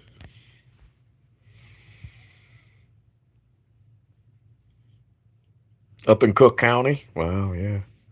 I thought California had more Asians than the other states. They probably do. They probably do. I mean, if you look back historically, I mean, that's where most of the Asian migration was. I think was in Chicago. I mean, they had some in New York, but I think the biggest Asian migration was in California. That makes sense. That makes sense. The Quad Cities is on the border of Illinois and Iowa. It consists of Moline, Rock Island, Davenport, and depending on what side of the river you live on, either Bettendorf or East Moline. We are known for John Deere tractors If you see a green John Deere tractor in a farm field next to you or in your area, it was built here in the Quad Cities. There are 5 different John Deere factories here with the headquarters. John Deere started his empire here. I've actually got a spirit box session with John Deere's grave. That was actually going to be my next spirit box session that I was going to post until I did this spirit box session with the couple of paranormal things that I have. So that one will probably be my John Deere spirit box session will probably be in a couple of weeks. I talk a little bit about his son Charles Deere, but we are John Deere. Nothing is built like a deer. John Deere Green. It's all here in the Quad Cities. All the combines and everything. We got the John Deere Commons. We got, I think, 4 or 5 different John Deere plants, and they're huge. Absolutely huge. Ann Arbor Asian, Dearborn Middle Eastern. Oh, interesting. That's interesting. So yeah, John Deere. John Deere started out in Vermont, moved to Decatur, Illinois, started designing his plows in Decatur, and then moved up here to the Quad Cities in Moline because it's on the Mississippi River, and because there was a bunch of Swedish immigrants here, and he always looked at the Swedish immigrants as, down home, hardworking family people. So he's like, well, you guys will work your ass off for me, and we're on the river, so let's move up to the Quad Cities and start building our tractors and plows there. And that's what happened. And they're still here today. Started that in like 1840. It's been going ever since. I know I probably sound really weird about it, but us Quad Cityans take a lot of pride in our John Deere history. Take a lot of pride in our John Deere history because it's super blue collar. The Quad Cities lives off the scraps of Chicago, but we have our own style. We got our own style of pizza and our own style of ice cream. If you like pizza, you got to try Quad City style pizza, especially at Clint's Pizza in Moline. They got the best Quad City style. And Quad City style is the ingredients are cooked under the cheese, and the crust is the best part. The crust is the best part. It's got a nice nutty flavor to it. Quad City style pizza, everybody. Check it out.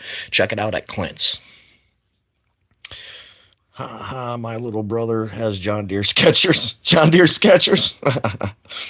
I heard that and thought Quad City DJs. I had forgotten about the Quad City DJs, and I cannot remember if the Quad City DJs has anything to do with the Quad Cities. I would have to relook that one up. Now you're really kind of dating yourself there, Dreams. You're really kind of dating yourself. That was like late 90s, early 2000s there. I cannot remember if the Quad City DJs had anything to do with the Quad Cities.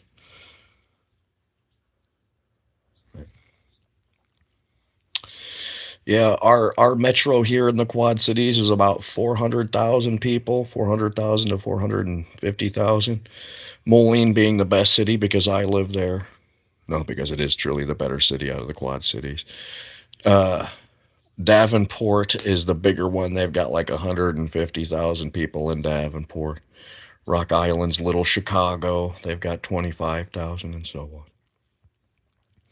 Roller skating Quad City DJs. Oh, yeah, that's mid to late 90s there, early 2000s. They played that all the time at the skating rink, didn't they? Oh, my God. We're really starting to age ourselves a little bit here. Really starting to age ourselves. Love the 2010s, but I wish I could have gone to the clubs in the 90s.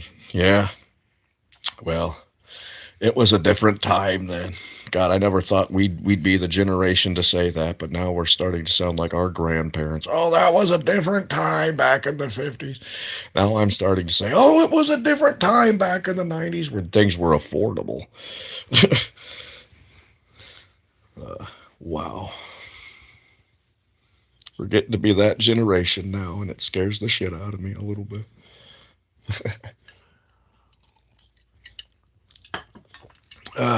Clubs in the 90s.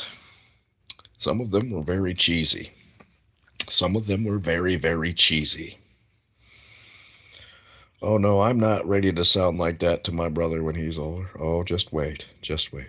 We had the best time growing up. Bet part, no one had a cell phone to record it or Right. Now everybody records everything. I've had so many people at the hotel I work at, just like if they think something's going to happen or if there's some kind of an argument, they don't even have to be part of the argument. They'll just whip out their phone and start recording. It's crazy how we've gone from, oh, we're going to sit back and watch to, oh, we're going to sit back and watch, but now we're going to record it. That's the generation we live in now. It's kind of fascinating if you think about it. It's kind of fascinating if you think about it. Yeah, that was now. Now we just look. Growing up, we looked at people when they got into an argument or something was happening, and go, "Yeah, you idiots." Now we can record it and share it with the world, and well, make everybody look like an idiot. To everybody. Yeah, a lot of cheesy stuff from the '90s, Chowder. How us '90s people kind of looked at the '80s. Now us '90s people are going, yeah, that was pretty cheesy in the '90s. I can't believe I liked that. I've watched a couple of shows now that I grew up watching, and I go, wow, that's really cheesy. People are too comfortable recording others. I even got recorded in my high school for a train. Did you really? Wow. I watched a documentary. Imagine that. I watched a documentary, and it was about how like today's kids growing up, especially the teenagers in high school and junior high, have it even harder than what my generation had, just for that reason. Just for that reason, because social media has become such a hot topic about, you do one wrong thing when you're a kid and they'll put it on social media and spread it around the world, and it could ruin a kid at the age of 12 or 13.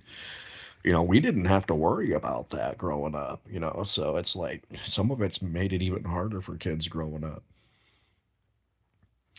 The cartoon I'm watching is from the 2000s, and sometimes it's too cheesy for me. Yeah, yeah. I grew up watching Roadrunner and Bugs Bunny and Daffy Duck and all that. Some of those cartoons from the 2000s, you'd say it, and I'll go, I'd never heard of that. Back when cartoons were violent. I grew up with the violent cartoons and the real racist cartoons, too. I remember watching those old, like, World War II Looney Tunes, where they'd make fun of Japanese and black people. And, uh, you go, wow, they can't have that on TV now. Those were the cartoons I grew up with. Now everything's educational, which is a good thing. Which is a good thing. More things are educational, should be. But it's fascinating. It's fascinating. Well, Miss Polly, you came back to join us here, sweetie. You come back to join us, Miss Polly. There's Miss Polly. Miss Polly came back to join us again. Miss Polly came back to join us. Meow. Say hi. I love my kitty. Cartoons at my time also did that sometimes. Yeah, yeah. Hell, cartoons have changed just since my son was a toddler. My son's 21 now, and the cartoons have changed ever since he was a kid. Captain Planet, he's our hero. Bring something, something to zero. Earth, wind, fire, water, heart. They always had to have the heart in there, even though it had nothing to do with the planet, but they always had to have the heart. Oh my God, Captain Planet. I watched that as a kid. I loved that show as a kid. Oh man, Captain Planet. I always made a joke. And, if there was a Mrs. Planet on this planet, it would probably be somebody like Greta Thunberg. I think Captain Planet spawned people like Greta Thunberg. Well, at least from our generation. Greta Thunberg probably doesn't know what the hell Captain Planet is. But if there was a Mrs. Planet, it would be Greta Thunberg. Where did Captain Planet even come from? Like, did he even have like a lair like Batman? I don't even remember if he had like a lair. superheroes from the 90s and 80s and all that, and on back had at least a lair, but I don't remember Captain Planet ever having a lair. Captain Planet. Wow. That brings back a lot of memories, doesn't it? Miss Polly's purring away. Purring away. Captain Planet. I'm surprised you know what Captain Planet is, Chowder. I'm actually very, very impressed with that. You never watched it, Dreams? You never watched it? Oh, wow. Yeah, it was always Captain Planet, Speed Racer, and a couple of others, but those were the two main ones. The Smurfs were always on, the Care Bears, and all those. I saw Captain Planet on TV, and man, was he cheesy. Don't think anyone recycled because of him, though. Oh, I don't know. Maybe, maybe not. I don't know. Oh, what was Inspector Gadget? Inspector Gadget was the other big one. Inspector Gadget. Inspector Gadget. He always had a gadget for something. Always had a gadget for something. Earth, fire, wind, water, heart, by your powers combined. That's what it was, Steve. By your powers combined, I am Captain Planet. The rings came together and brought Captain Planet to life from the ground. I forgot about that. What wasn't he like green or blue or something like that too? I can't remember. I watched a lot of those older cartoons because of the Boomerang channel. Do they still have the Boomerang channel? And my mom would put those cartoons on YouTube for me. I do remember not Inspector Gadget. I do not remember. You don't know what Inspector Gadget is? Oh, you've got to go back and look up Inspector Gadget. You got to go look up Inspector Gadget. Had a gadget for everything, and him and his, I don't know what was her name, Peg or something like that. I don't even know if it was like his daughter or something, but he would go around with this little blonde chick and like solve mysteries, but it wasn't him that was really solving it. He always got lucky. It was always like his daughter Peg. I was She-Ra chick though. She-Ra? I don't think I know that. She-Ra? I've never heard of She-Ra. He was ice blue with green hair at a yellow planet symbol and a red vest and red underwear and boots. That's what it was. That's what it was. That's right. Oh man, now I remember the rings in Captain Planet. I wanted one of those. I want to say they had those. Didn't they like put them in like a cereal box or something? I can't remember. But yeah, everybody wanted one of those. Everybody wanted one of those. Penny. Penny, it was his niece and Brain was his dog. Thank you, Steve. Penny, I knew it started with a P. He-Man's sister? Oh, He-Man's. Yeah. Was he the one that was I have the power or something like that? He-Man. Oh, cool. I saw the reboot of She-Ra. It's great. She-Ra. I don't think I know She-Ra. I don't know if I know She-Ra. I don't think I ever watched that one. She-Ra. I'll have to look that one up. Miss Polly. Miss Polly. Miss Polly. She-Ra. That sounds familiar, but I can't put a face to it. He-Man had that amazing bob. I'd have to go back. I didn't watch He-Man a whole lot though. I didn't watch He-Man a whole lot. Yeah.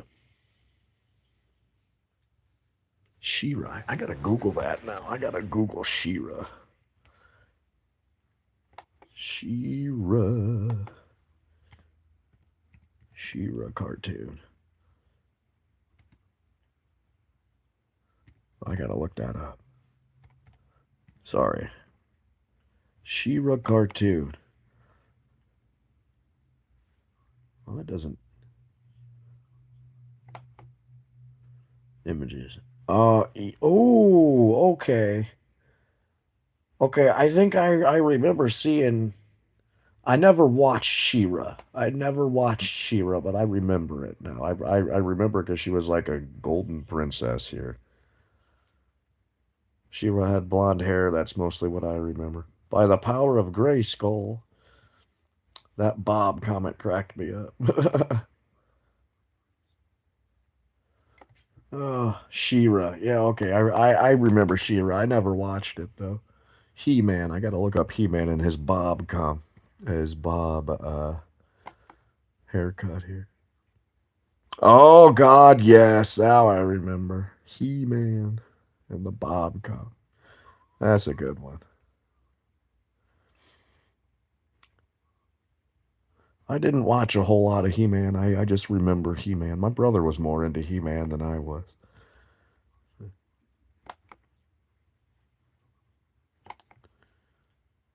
He-Man. Blast from the past, everybody. Blast from the past. Oh, my goodness.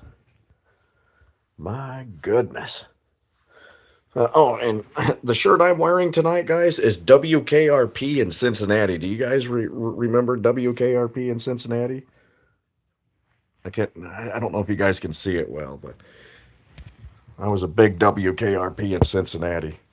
WKRP in Cincinnati. That was a funny show. That was a funny show. You guys need a funny show to watch. Watch WKRP in Cincinnati. I was gonna say I'm wearing WKRP in Cincinnati.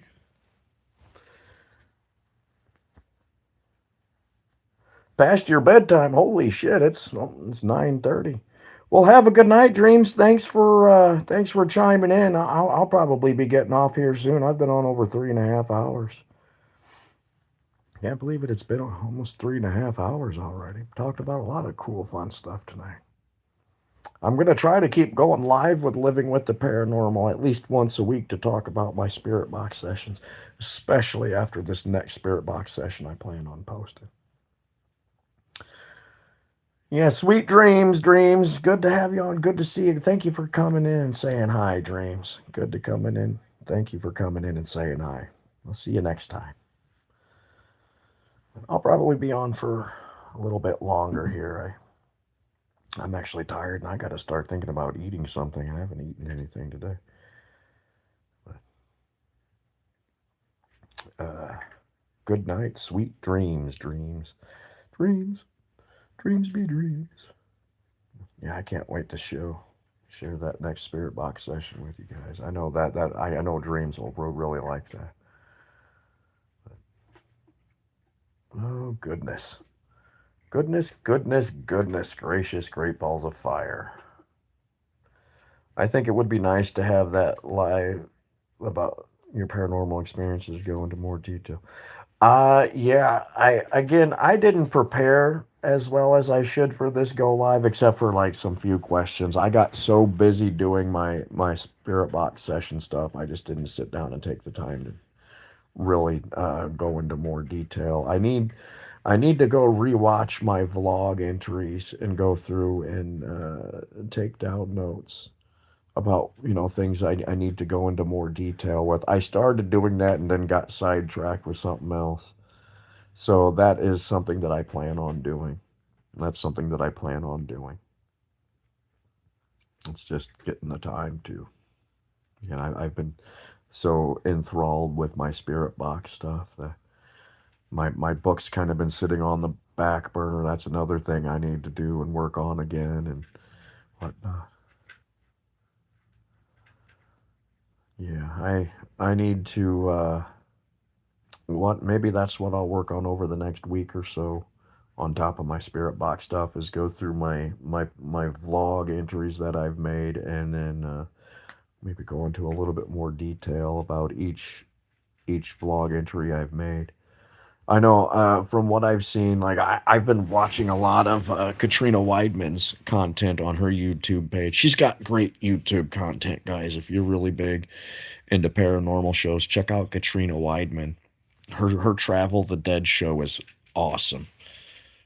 Uh, Katrina's Travel the Dead with Heather Taddy. I've got the hots for Heather Taddy. I'm not gonna lie, but they're two of my favorite paranormal investigators. Their show is great, and what she has done, they did a show called After the Dead that talked about each one of their episodes. I kind of want to do something similar to that.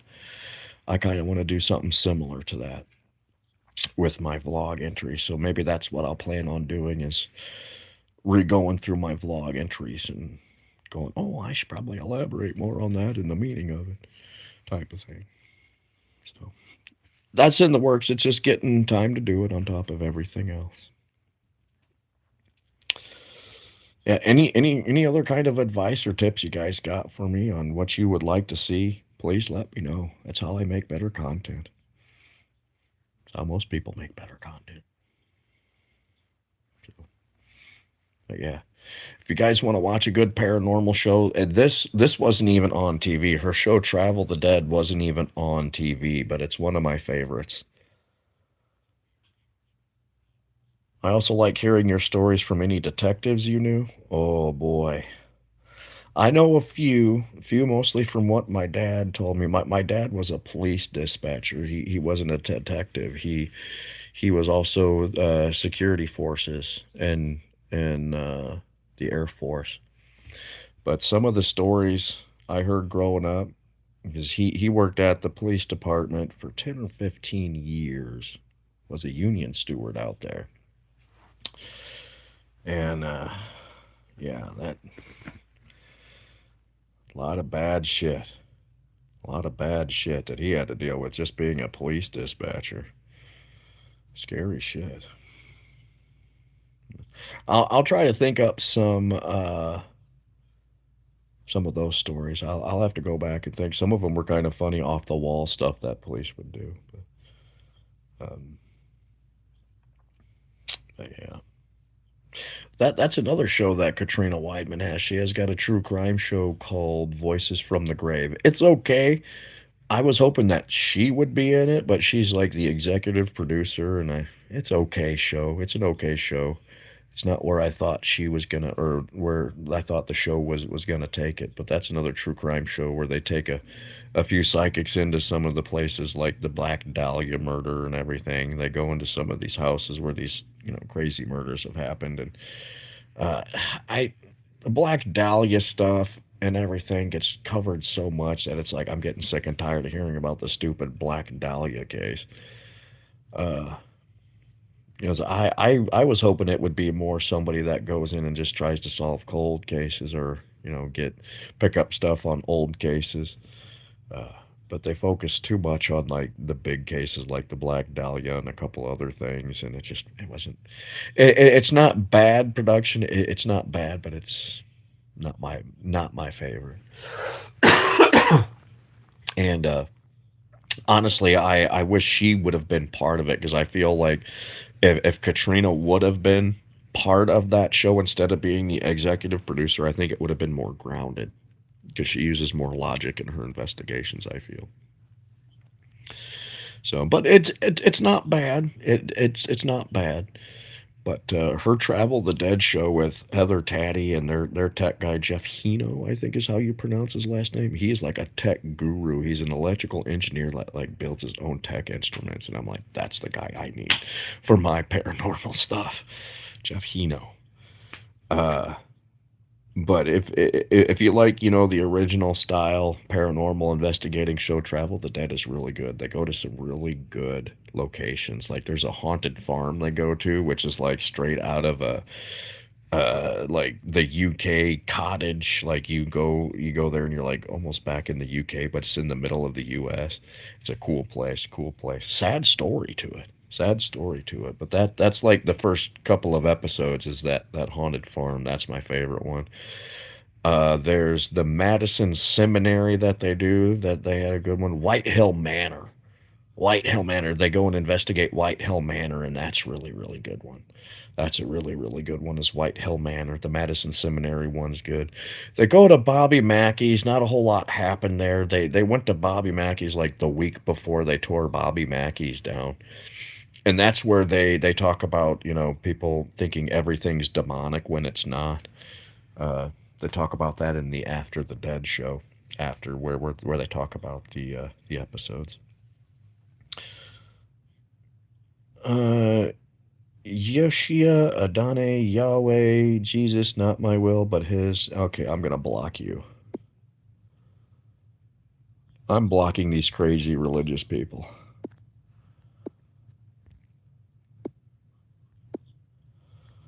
Unblocking. Yeah, there we go. I see what you mean, especially with the Zodiac Killer. Many other stories. Oh God, yeah, many other stories out there. But uh, like that. That's why I liked the show Mind Hunter on Netflix. I don't know if you've ever watched that, Chowder, but Mind Hunter on Netflix is one of my favorite because it really starts to talk about how the starting of like the profiling and how they got the profiling. The FBI started the profiling on serial killings and everything. That show's really fascinating. Uh, and they talk about a lot of the serial killers that helped start that. And I wish they did more stuff outside of that. Uh, there's so many other like fascinating stories out there, but they like a bunch of the episodes are focused on the Black Dahlia and a couple of others that were bigger named, and I was just like, that this has been done 1,000 times over, and it's just it's not a bad production. It's not a bad production. Some of it's a little too dramatic for me, but it's really not that bad if people like getting into that sort of thing. But like I said, I prefer her Travel the Dead. I hope they do more Travel the Dead episodes. I hope they do more Travel the Dead episodes. They went to the Hoover House. They went to the Hoover House. That's another big paranormal hotspot coming out. I think because I know Jason Hawes did the Hoover House in, I think it's in Pennsylvania. It's outside of Gettysburg. And they also went to Pennhurst. Of course, you got to do Pennhurst and all that. But uh, their episodes are really good. I like Katrina and Heather Taddy together as an investigating team. Um, and Jeff Hino, their tech guy, is a tech guru, which guy makes his own tech instruments, and it's like, yeah, I need one of those guys. It seems like the same old Batman villains again. It does, doesn't it? It does. It does. It's just kind of redone over and over again, and it's like there's so many other cool, fascinating stories that you can do out there. So, that's just me. I mean, maybe they do that because that's what people want to see, but I just feel like it gets done 10 times over. Just gets done 10 times over. A couple of the psychic mediums they brought into there, I was like, I don't believe a word you say. But uh, I've seen Gotham. It's not paranormal, but it's great despite reviews saying it's meh. Yeah, if you want to watch a good paranormal movie, watch The Seventh Sign. Again, you might not label that as paranormal, but it's more supernatural. It's with Debbie Moore, uh, Jurgen Prochnow, and Michael Bean, and Peter Friedman. I talked about that on my gaming streams. Check out The Seventh Sign. It was made in the late 80s. Good movie. Demi Moore's hot in it. That's a really good one, seriously. But The Sixth Sense, that's a good one. I always loved the Sixth Sense. I've always loved The Sixth Sense. That's one of my favorite ones. That's one of my favorite ones.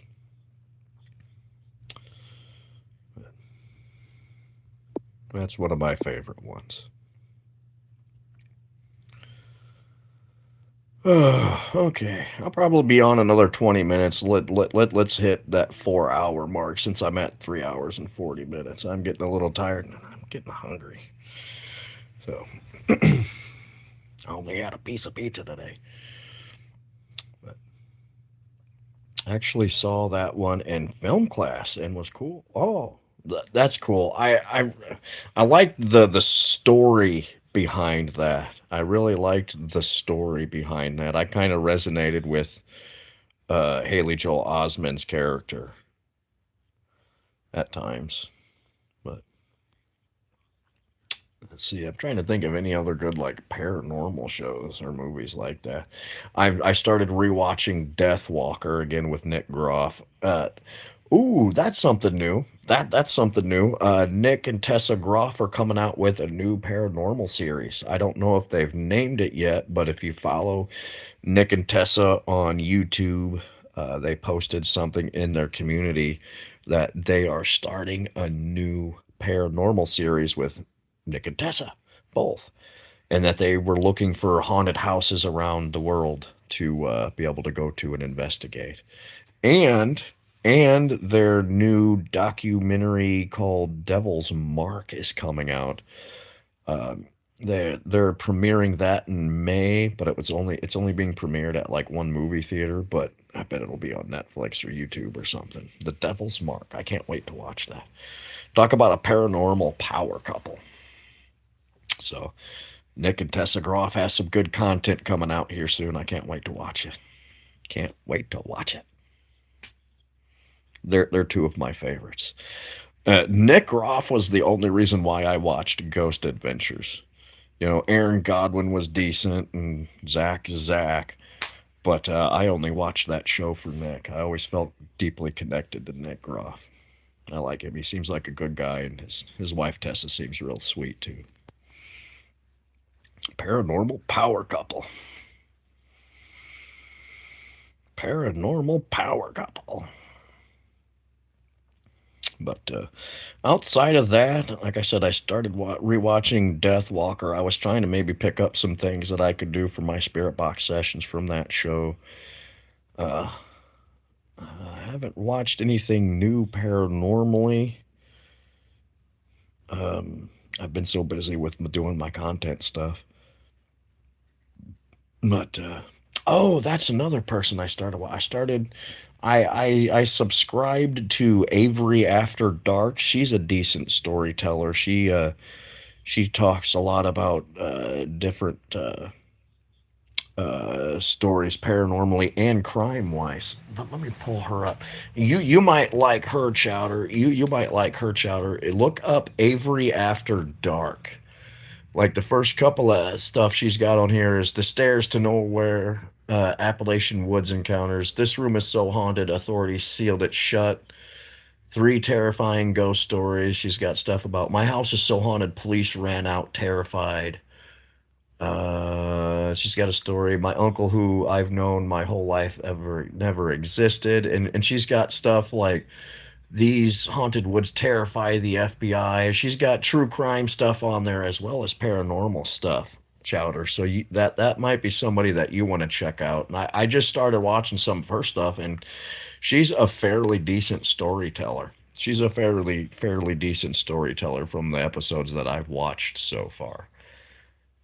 I That's the other one I started watching. Was I subscribed to Resident Undead. That's with Adam Kimmel. He's the guy that owns the Madison Seminary in Ohio. Hey, Steve, welcome back. I had a crapper on deck that would choke out a donkey. Well, thanks for sharing. Laughing out loud. There's something in the air making people poop a lot. Yeah, yeah. That's better than being constipated. But yeah, Resident Undead, they've got a few good shows. There's some episodes with I don't really have a problem with Adam, but Rebecca Joe seems kind of too dramatic for me. She it seems like she tries too hard. I mean, I'm trying not to be an asshole here, but some people just try too hard. But Adam Kimmel, I like Adam Kimmel. He's got a different way of going about doing things and trying to cause paranormal activity to happen. Like he has people reenact scenes and everything to cause the paranormal activity to start. I kind of like how he does some of that. It's kind of a little bit off the wall, maybe a little unorthodox, but it's fairly good. I think he's got something behind there.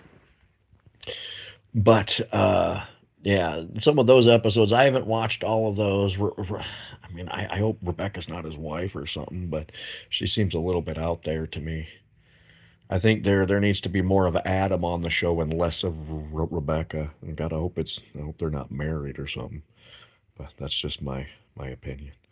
Oh no, it's because of my bowels being strangulated by the hernia. Ooh, God, I hope they get that taken care of, Steve.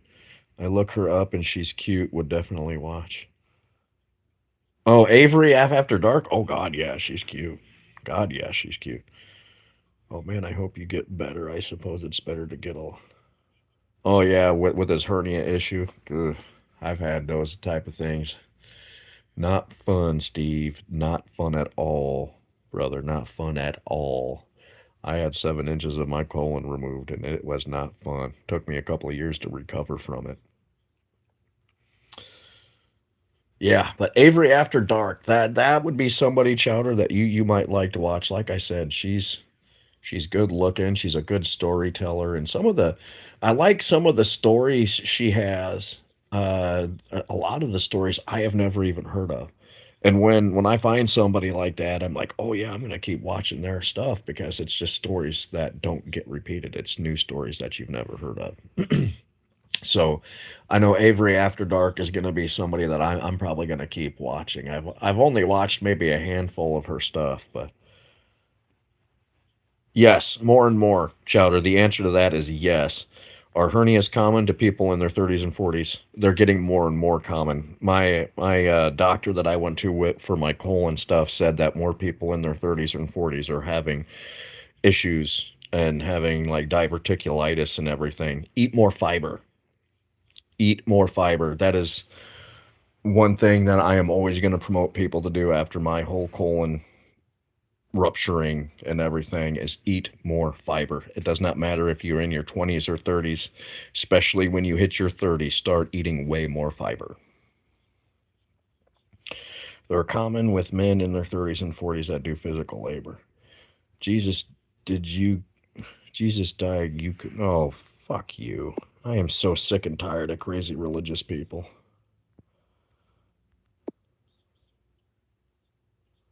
Okay. Anyway, yes, they are common with men in their 30s and 40s. Eat more fiber. Eat more fiber. I have no idea why I'm getting so many religious people. It's getting really annoying. I normally can just, ignore them. I mean, maybe it's because of my, saint paranormal experience and seeing Jesus and all that. That's probably what it is. And I'm expecting more religious people because of those experiences, especially if I make documentaries about them. It's just the crazy religious ones, man. They get a look in their eye and everything. The crazy, crazy ones. It's like, stay the hell away from me. Because how I found him, oh, well, that's good that you typed in Spirit Box and you found me. That's awesome to know. Thanks, Steve. I suppose that's why fiber cereal exists. Yes, it is one of the reasons. Fiber, one pill, one a day. That's probably what I need to be taking. But yeah, I'm guessing the more religious people are coming from the 2 or 3 episodes where I talk about, being healed by Mother Ann Seton and seeing Jesus, and all that. I'm expecting all that, especially if I get bigger. But it's just blocking out the crazy ones. That's the problem. I have people bother me about abortion all the time, and I get so sick and tired of hearing it. Get so sick and tired of hearing people's beliefs on abortion.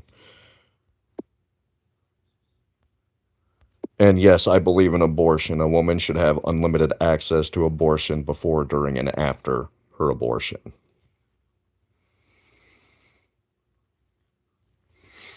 And it's a woman's body, it's her choice, her decision, not a man's. It's a woman's choice.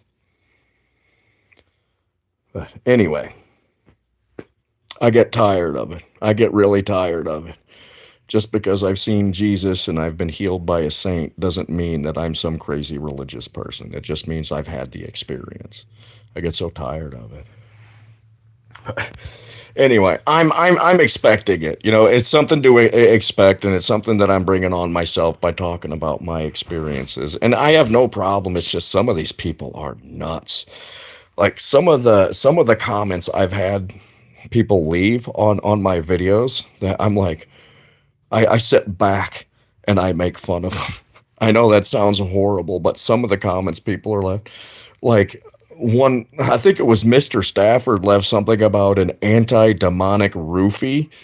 Oh man, I can't wait to use that line more. An anti-demonic roofie. But some of the some of the comments people have left me, I've just kind of sat back and laughed because it's so freaking comical. And some of these people actually believe these really crazy religious beliefs, and it's like, whatever, delete or block. Uh, Hi, Madeline. So, shuck, I can't pronounce your last name, honey. Sorry. Did he build your house too? No, Jesus did not build my house. Theo's husband and next door neighbor, his name was Elliot, built the house in the 1940s, but thank you. uh, oh, yeah. So, anyway, sorry, I try to block out the crazy religious stuff. I mean, I don't have a problem with religious people. I was married to one. I was married to a Presbyterian minister, for Christ's sake. But I'll try to block and monitor and moderate some of the crazy religious people that come in. I'll do the best I can, but some people are going to sneak through. But the fun thing is you can at least make fun of them. I know that sounds really horrible, but and people will probably hate me for it. But some of you crazy religious people, seriously, seriously, it's hysterical. Some of the comments some people leave. Like one person was like, so if all the Jews go back to Israel, will Jesus come back? No. The answer to that is no. You can't put every Jew in Israel for Jesus to come back. Give me a break, guys. Give me a break. Whoa, cool. That's so great. You are preserving. Yeah, no kidding. I bet that's a lot of fun.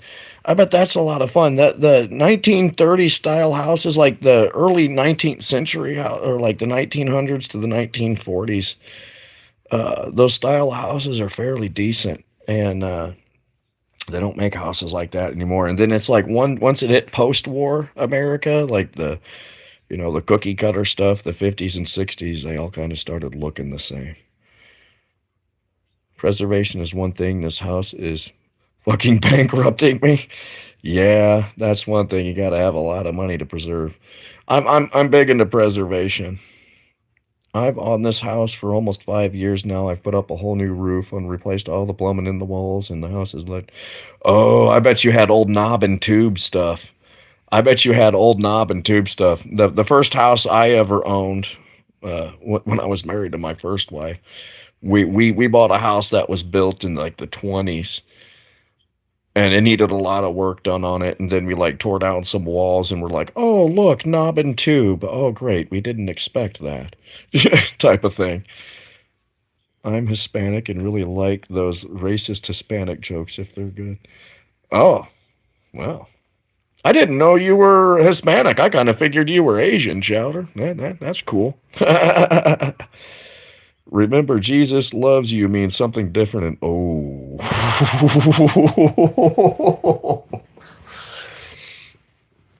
ooh, that's a good one, Steve. That's a good one. That's a bad one, but it's a funny one. Uh, so yeah, I'm big into preservation, historical preservations, and uh, preserving old houses. I'm just not a carpenter or a handyman, unfortunately. Uh, yeah, the only house I owned back when I was married to my first wife, when I was actually making good money, I was making like 30 or 40 grand a year. We bought a house in Moline and we're fixing it up, and you know, it needed a lot of work. And then we opened up some of the walls and we're like, oh, now we got to replace all the electric. And it's like, it's insane when you think, you set a budget to, remodel a house, and then you pop open the walls or rip up the floors and you go, oh shit, now I got to redo this. Something new always pops up and you always go over budget. Anyway, man, it's going to hurt so bad to move from that house. I really hope they preserve it after you leave it. Yeah, no kidding. Yes, knob and tube cast iron. Oh, have fun with that. Have fun with that. I didn't even know what knob and tube was until I owned my first house. Didn't even know what knob and tube was. And I was like, wow. You learn a lot by owning your first house. That's for certain. My turn to be an adult, I probably won't even be able to buy a house in the future. Ooh. Yeah. Yeah. Yeah. I mean, my generation had, student loan stuff, and on top of that, and then you guys, your generation, Chowder, grew up in the '08 recession era, and when there was no jobs, and the job market's better, but your generation probably won't have Social Security unless they do something. So glad I'm not your generation. The boomer generation screwed it up for, the millennial generation, because now we have to pay down all the boomers' debt.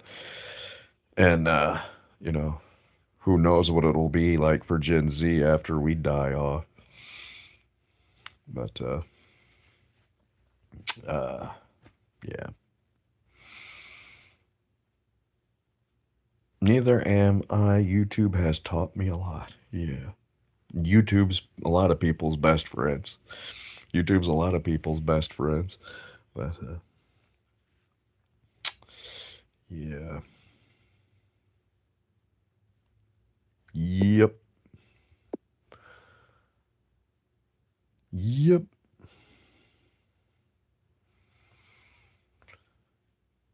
YouTube. YouTube teaches people a lot of things. There's a lot of shit on YouTube, though, too. Well, that's something good about YouTube. Yes. Yes, it is. That is extremely good about YouTube. Yeah. Oh, well, how do I do this? Well, let's just look it up on YouTube. Back when our parents grew up, it was like, go to the library, read a book, find an electrician's book at the library. Now you just look on YouTube. Now you just look on YouTube. If I could buy a large enough plot of land, move me and maybe six of my friends on, I would start my own commune. Hey man, that's cool. I was really big into commune stuff when I was younger. I couldn't do that shit now, being in my 40s, but uh, the just like the commune stuff. Some of it's actually uh, some good to it, I think. We'll definitely keep that in a quarter of my mind for safekeeping. Start a commune. Hell yeah, man. Black Bear and all that. Yeah. When I was younger, I was all about that kind of lifestyle. Now, fuck, man, I can't. Being 40 after my colon surgery, shit, man. Uh, no, some of that living off the grid stuff. There's a lot we can learn from the living off the grid stuff. I always watched Doomsday Preppers mostly to make fun of the people that are on there, because some of them are frickin' whacked out. But some of it was actually very cool. Some of the survival skills, I think, could be used today. I mean, because we're such a consumer based economy. Some of that living off the grid stuff, uh, would go a long way. Would go a long way for people, I think. No more house parties these days. I can't party like I used to. So I'm too busy doing other things. I'll have a beer every now and then. But pull out the index card, locate the book, and hope it's not checked out. Oh, God, yeah. Oh, God, yeah. The old card catalog. The old card catalog. Yeah. The old card catalog. Nowadays, they got everything printed online. Kids nowadays probably don't even know what the old card catalog is. Maybe they do.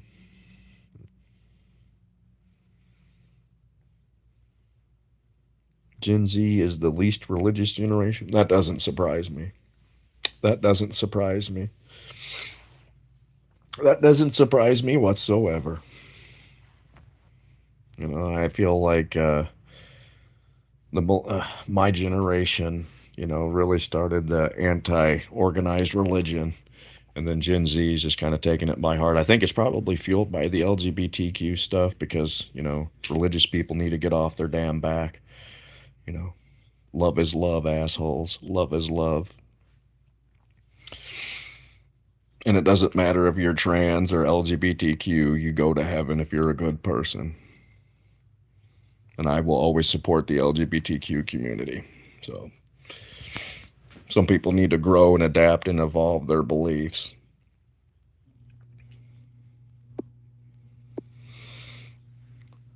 I don't even know that index card. Yeah, yeah. You used to have to go into libraries, and they would have. I'll call it. I can't even. The you, it's like a dresser for index cards, and each index card would have a book attached to it, an author.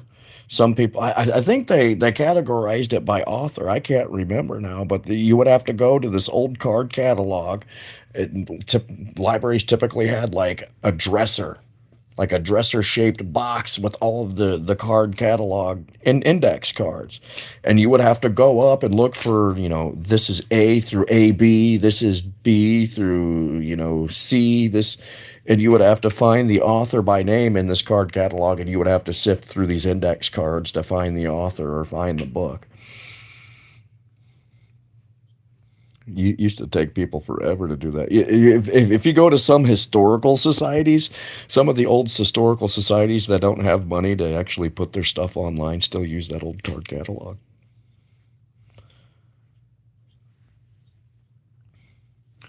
Love is love, but not when it's forced down your throat. Oh, yeah. Nothing should ever be forced down your throat.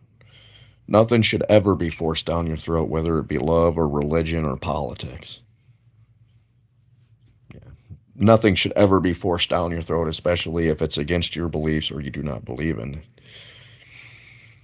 So nothing should ever be forced down your throat. Even positive things that are forced down your throat can be negative too. Oh, well, I think you deserve this person, so I'm going to shove it down your throat when, it's not about them. It's about you.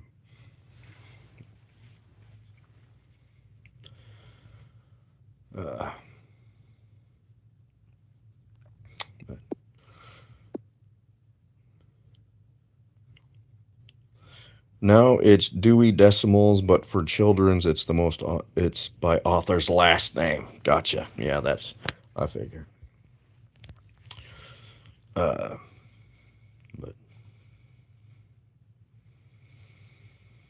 anyway, fun stuff we're talking about tonight. Starting to get worn down. I'm past that 4 hour mark. Dewey Decimals. Now, I've heard of the Dewey Decimal System, but I can't ever remember how it works. I haven't been in school in years, so it's probably run the same way.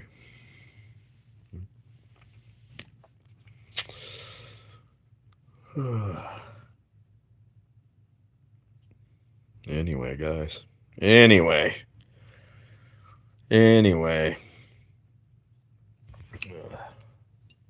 I might go and watch this Avery After Dark again. She's a good storyteller. She's really good looking, too.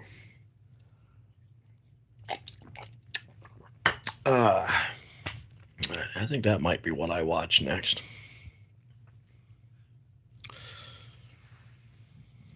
Exactly.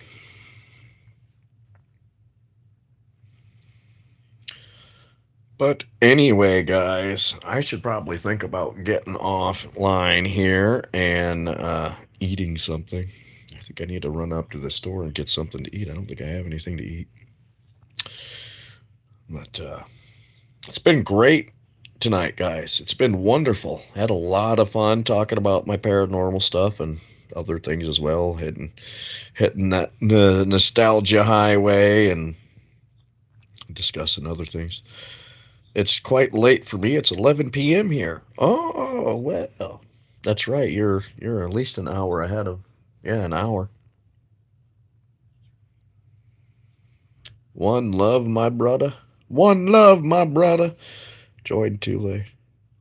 Yeah, well, I mean, you're pretty busy, Chowder. I mean, you're in college and everything.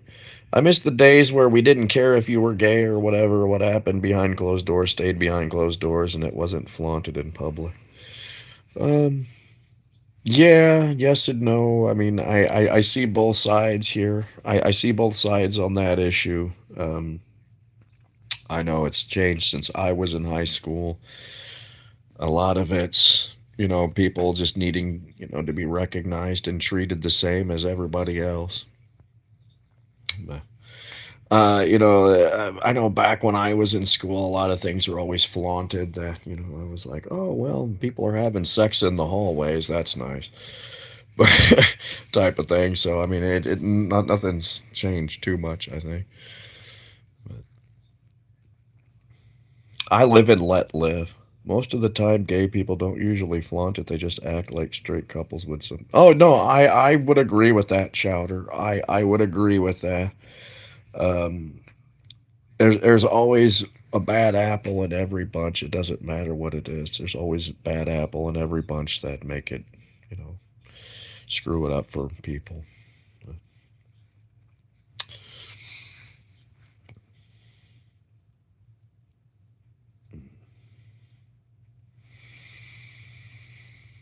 But anyway, guys, I think I'm gonna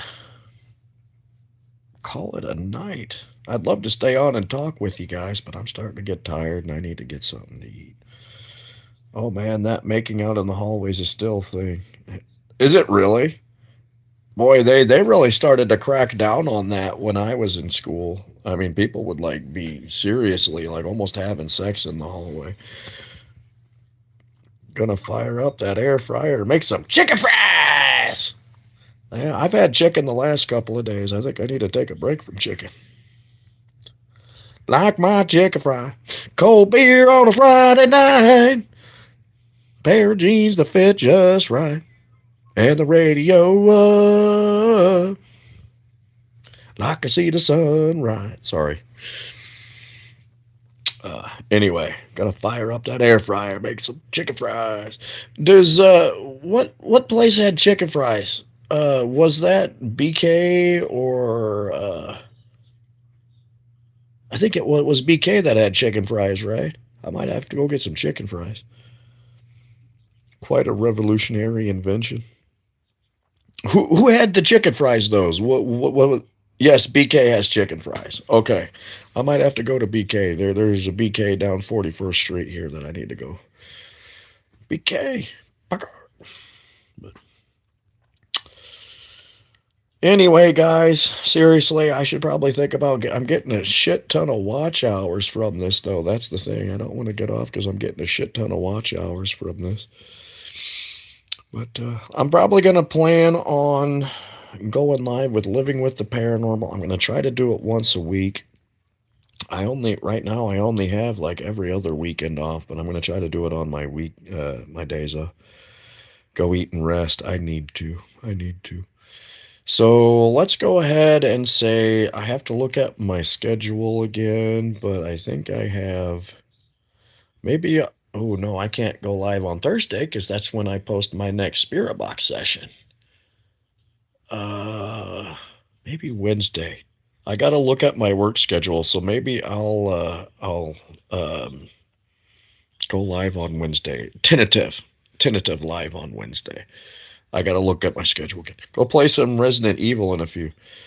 Gonna play some Resident. I don't think I've ever played that. That's one I need to look at. I need to look at some other paranormal games, supernatural games.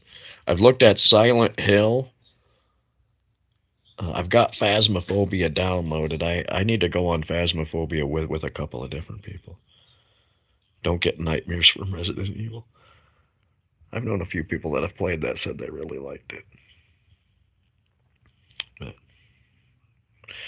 anyway, guys, seriously, I'm gonna get offline here, go get something to eat, maybe do some more content work, and Plants versus Zombies.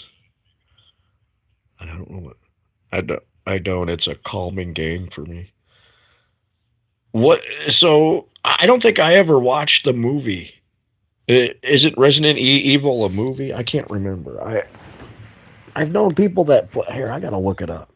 I know I keep saying I need to get offline, but Resident Evil, is that a count? It's on console, isn't it? Resident Evil.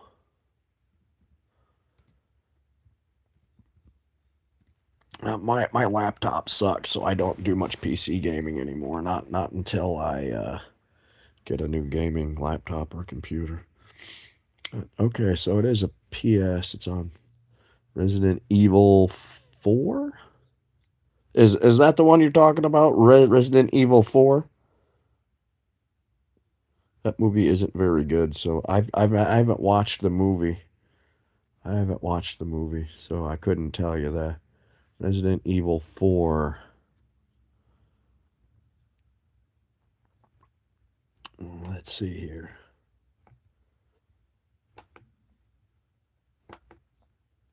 Resident Evil 4. There's not a Wikipedia for it. Ah, there it is. Okay. 2005 survival horror game. Played Murder Soul Suspect. I've never heard of that one.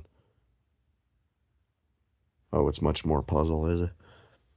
Developed by Capcom. This was, like I said, 2005. Oh, wow. Okay. Gameplay. The player controls third person perspective department, blah, blah, blah. The camera's placed between, blah, blah, blah. Yeah, that's one I haven't played. That's one I haven't played. I've thought about getting on and playing Skyrim. I was playing Enlisted for a while there, but I haven't been on. I haven't been gaming the last couple of weeks because I've been so busy with my Spirit Box stuff. But I was on Enlisted, but I've got Dawn of Man downloaded, and I've got Skyrim downloaded, Phasmophobia, and Enlisted right now. Though those are the games that I have downloaded, and I haven't played very much of Skyrim, and I know I tried to get into that a couple of years ago, and then I got sidetracked with something, and I haven't done like a full playthrough on that. I'm mostly a Fallout guy, but I want to get more into like Skyrim. But uh, I might be streaming Skyrim soon. Again, I haven't streamed a game in a while because I've been working on my Spirit Box stuff, but I might get on with that later. Yeah. Um, but yeah, Skyrim. I'm thinking about maybe uh, live streaming Skyrim because like I said, I haven't done a full playthrough of that. I always get to like the first couple of missions and then I get sidetracked with something else. You want me to live stream Skyrim, Chowder? I can do that. I can do that. Let me what's today, Saturday? Maybe I'll do that tomorrow or Monday. I don't go back to work until Tuesday, so maybe I'll do that tomorrow. Uh, yeah, because I need to get my watch hours up. I need to get my watch hours up. So maybe I'll do that tomorrow for you, Chowder. What time is the best time for you to like watch streams and everything, Chowder? I can try to work my schedule around that. Is it better to go live for you in the evening time? Because I work second shift. So, what's the better times for you for when you go online or are able to watch?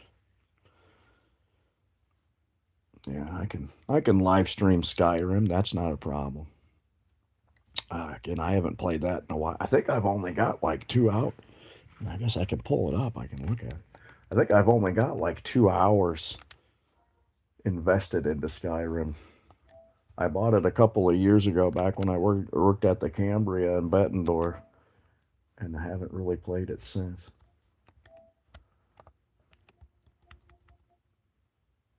Yeah, I've only got 2 hours in on Fallout. I've only got two, or not Fallout, of Skyrim. I've only played 2 hours. Dose. Two. 2 hours of Skyrim. That's it. I'm a huge Fallout person. I'm a huge Fallout person, Steve. I'm a huge, huge, huge Fallout person. In the evening is best because when you go live, usually I have to sleep to wake up for early class. Gotcha. Okay, I'll on my days off. I was trying to set a schedule, and that kind of went out the window except for posting dates. But on my days off, Chowder, I'll try to focus more on the evening times. I'll try to focus more around 6, 7 o'clock if I can, depending on what I'm doing. So I'll try to focus on my days off for go lives at like 6 or 7. That way you can at least be somewhat involved. I like to try to work it out for my people that are on here and active wise, so you guys get to talk. But yeah, I'm also a big Fallout person. I never finished Fallout 4, to be honest with you. I never finished Fallout 4. I always get busy building the towns and everything for the Minutemen, and I always just get sucked into building each and every little settlement. I know you don't have to do that, but that's like the favorite part of the game for me is the crafting and the building and the selling and everything. I always forget to do the missions, so I've never finished Fallout 4. I finished New Vegas, but never finished Fallout 4. And I've only played a little bit of Fallout 76. I should download that as Fallout 76. I think 6 is like 7 or 8 for me, not too sure. Oh, that's right, because you're in Florida. You're in Florida. So it depends, because typically, since I work second shift, I don't typically wake up until noonish, depending.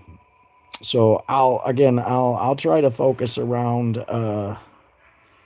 between 4 and 6 go lives on my days off, depending on what I'm doing, obviously. Because if I got content to edit and everything, that comes first. I think it's like 7 or 8. Okay, I forget you're in Florida.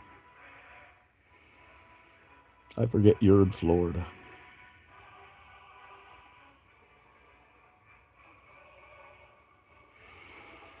So yeah, I'll try to focus between 4 and 6, the best I can. That way you can be involved and chime in and talk. Chime in and talk. Clear seer. Claire seer. Clairvoyant means clair seer.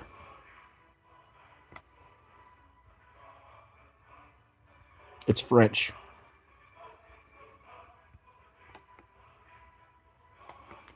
It'd be French.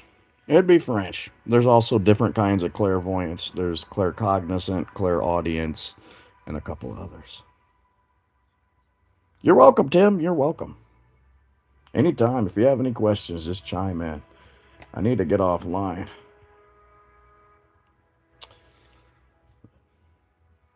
But anyway, guys, I really need to get offline here. I need to get some sleep and get some food in my belly, make my belly smile.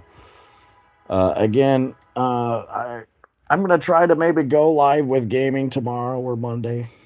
And I'm going to try to focus on going live with Living with the Paranormal once a week. I only have every other weekend off, so during my weekend I work, I'll probably focus on like Wednesdays going live with it. But oh, it's nice to meet you too, Tim. What part of California are you from? What part of California are you from, Tim? I've had a couple people on here. Thank you, Chowder. Have a good night. It's nice talking with you, buddy. It's nice talking with you. San Francisco. Oh, I've had a couple people on from San Francisco tonight. Had a couple people on from San Francisco tonight.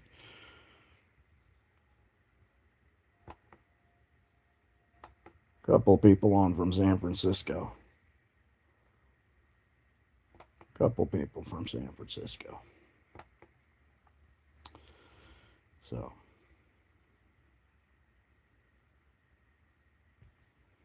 I've never been to San Francisco, been to San Diego, but never San Francisco. Well, thank you, Tim. I appreciate your subscribe, bud. I appreciate it. Thank you for that. Thank you. I really appreciate the subscribe. That really helps small streamers like me. Watch my videos. If leave comments for me, Tim. That's the other thing. Thank you for your subscribe and leave comments and share your story about paranormal stuff or whatever it is you find fascinating. I'll do the best I can to answer. I know one of the things I was trying to do tonight was answer people's questions, and I think I got a lot of questions answered for people tonight. So,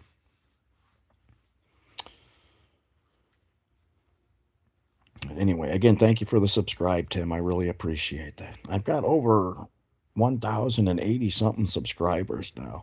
Never thought I'd hit that mark. Never thought I'd hit that mark. I thought maybe I'd get a couple hundred. Now it's my watch hours I gotta get up. You too, Tim. Thank you. Thank you, guys. I'm gonna wrap this up. Thank you, Tim. Have an excellent evening. Hope to see you online.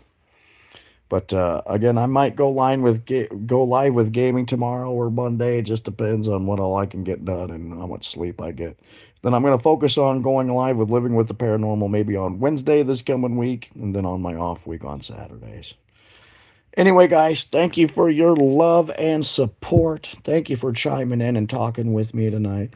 Keep hitting that subscribe button. Keep leaving comments for me. Let me know what I could do better on my spirit box sessions. Again, I cannot wait to post my next spirit box session with the evidence that I have. Cannot wait. This next week's spirit box session is going to be good. It's going to be wonderful. So anyway, have a good night, everybody. Thank you. Have a good rest of your weekend. Take it easy, and I'll see you next time.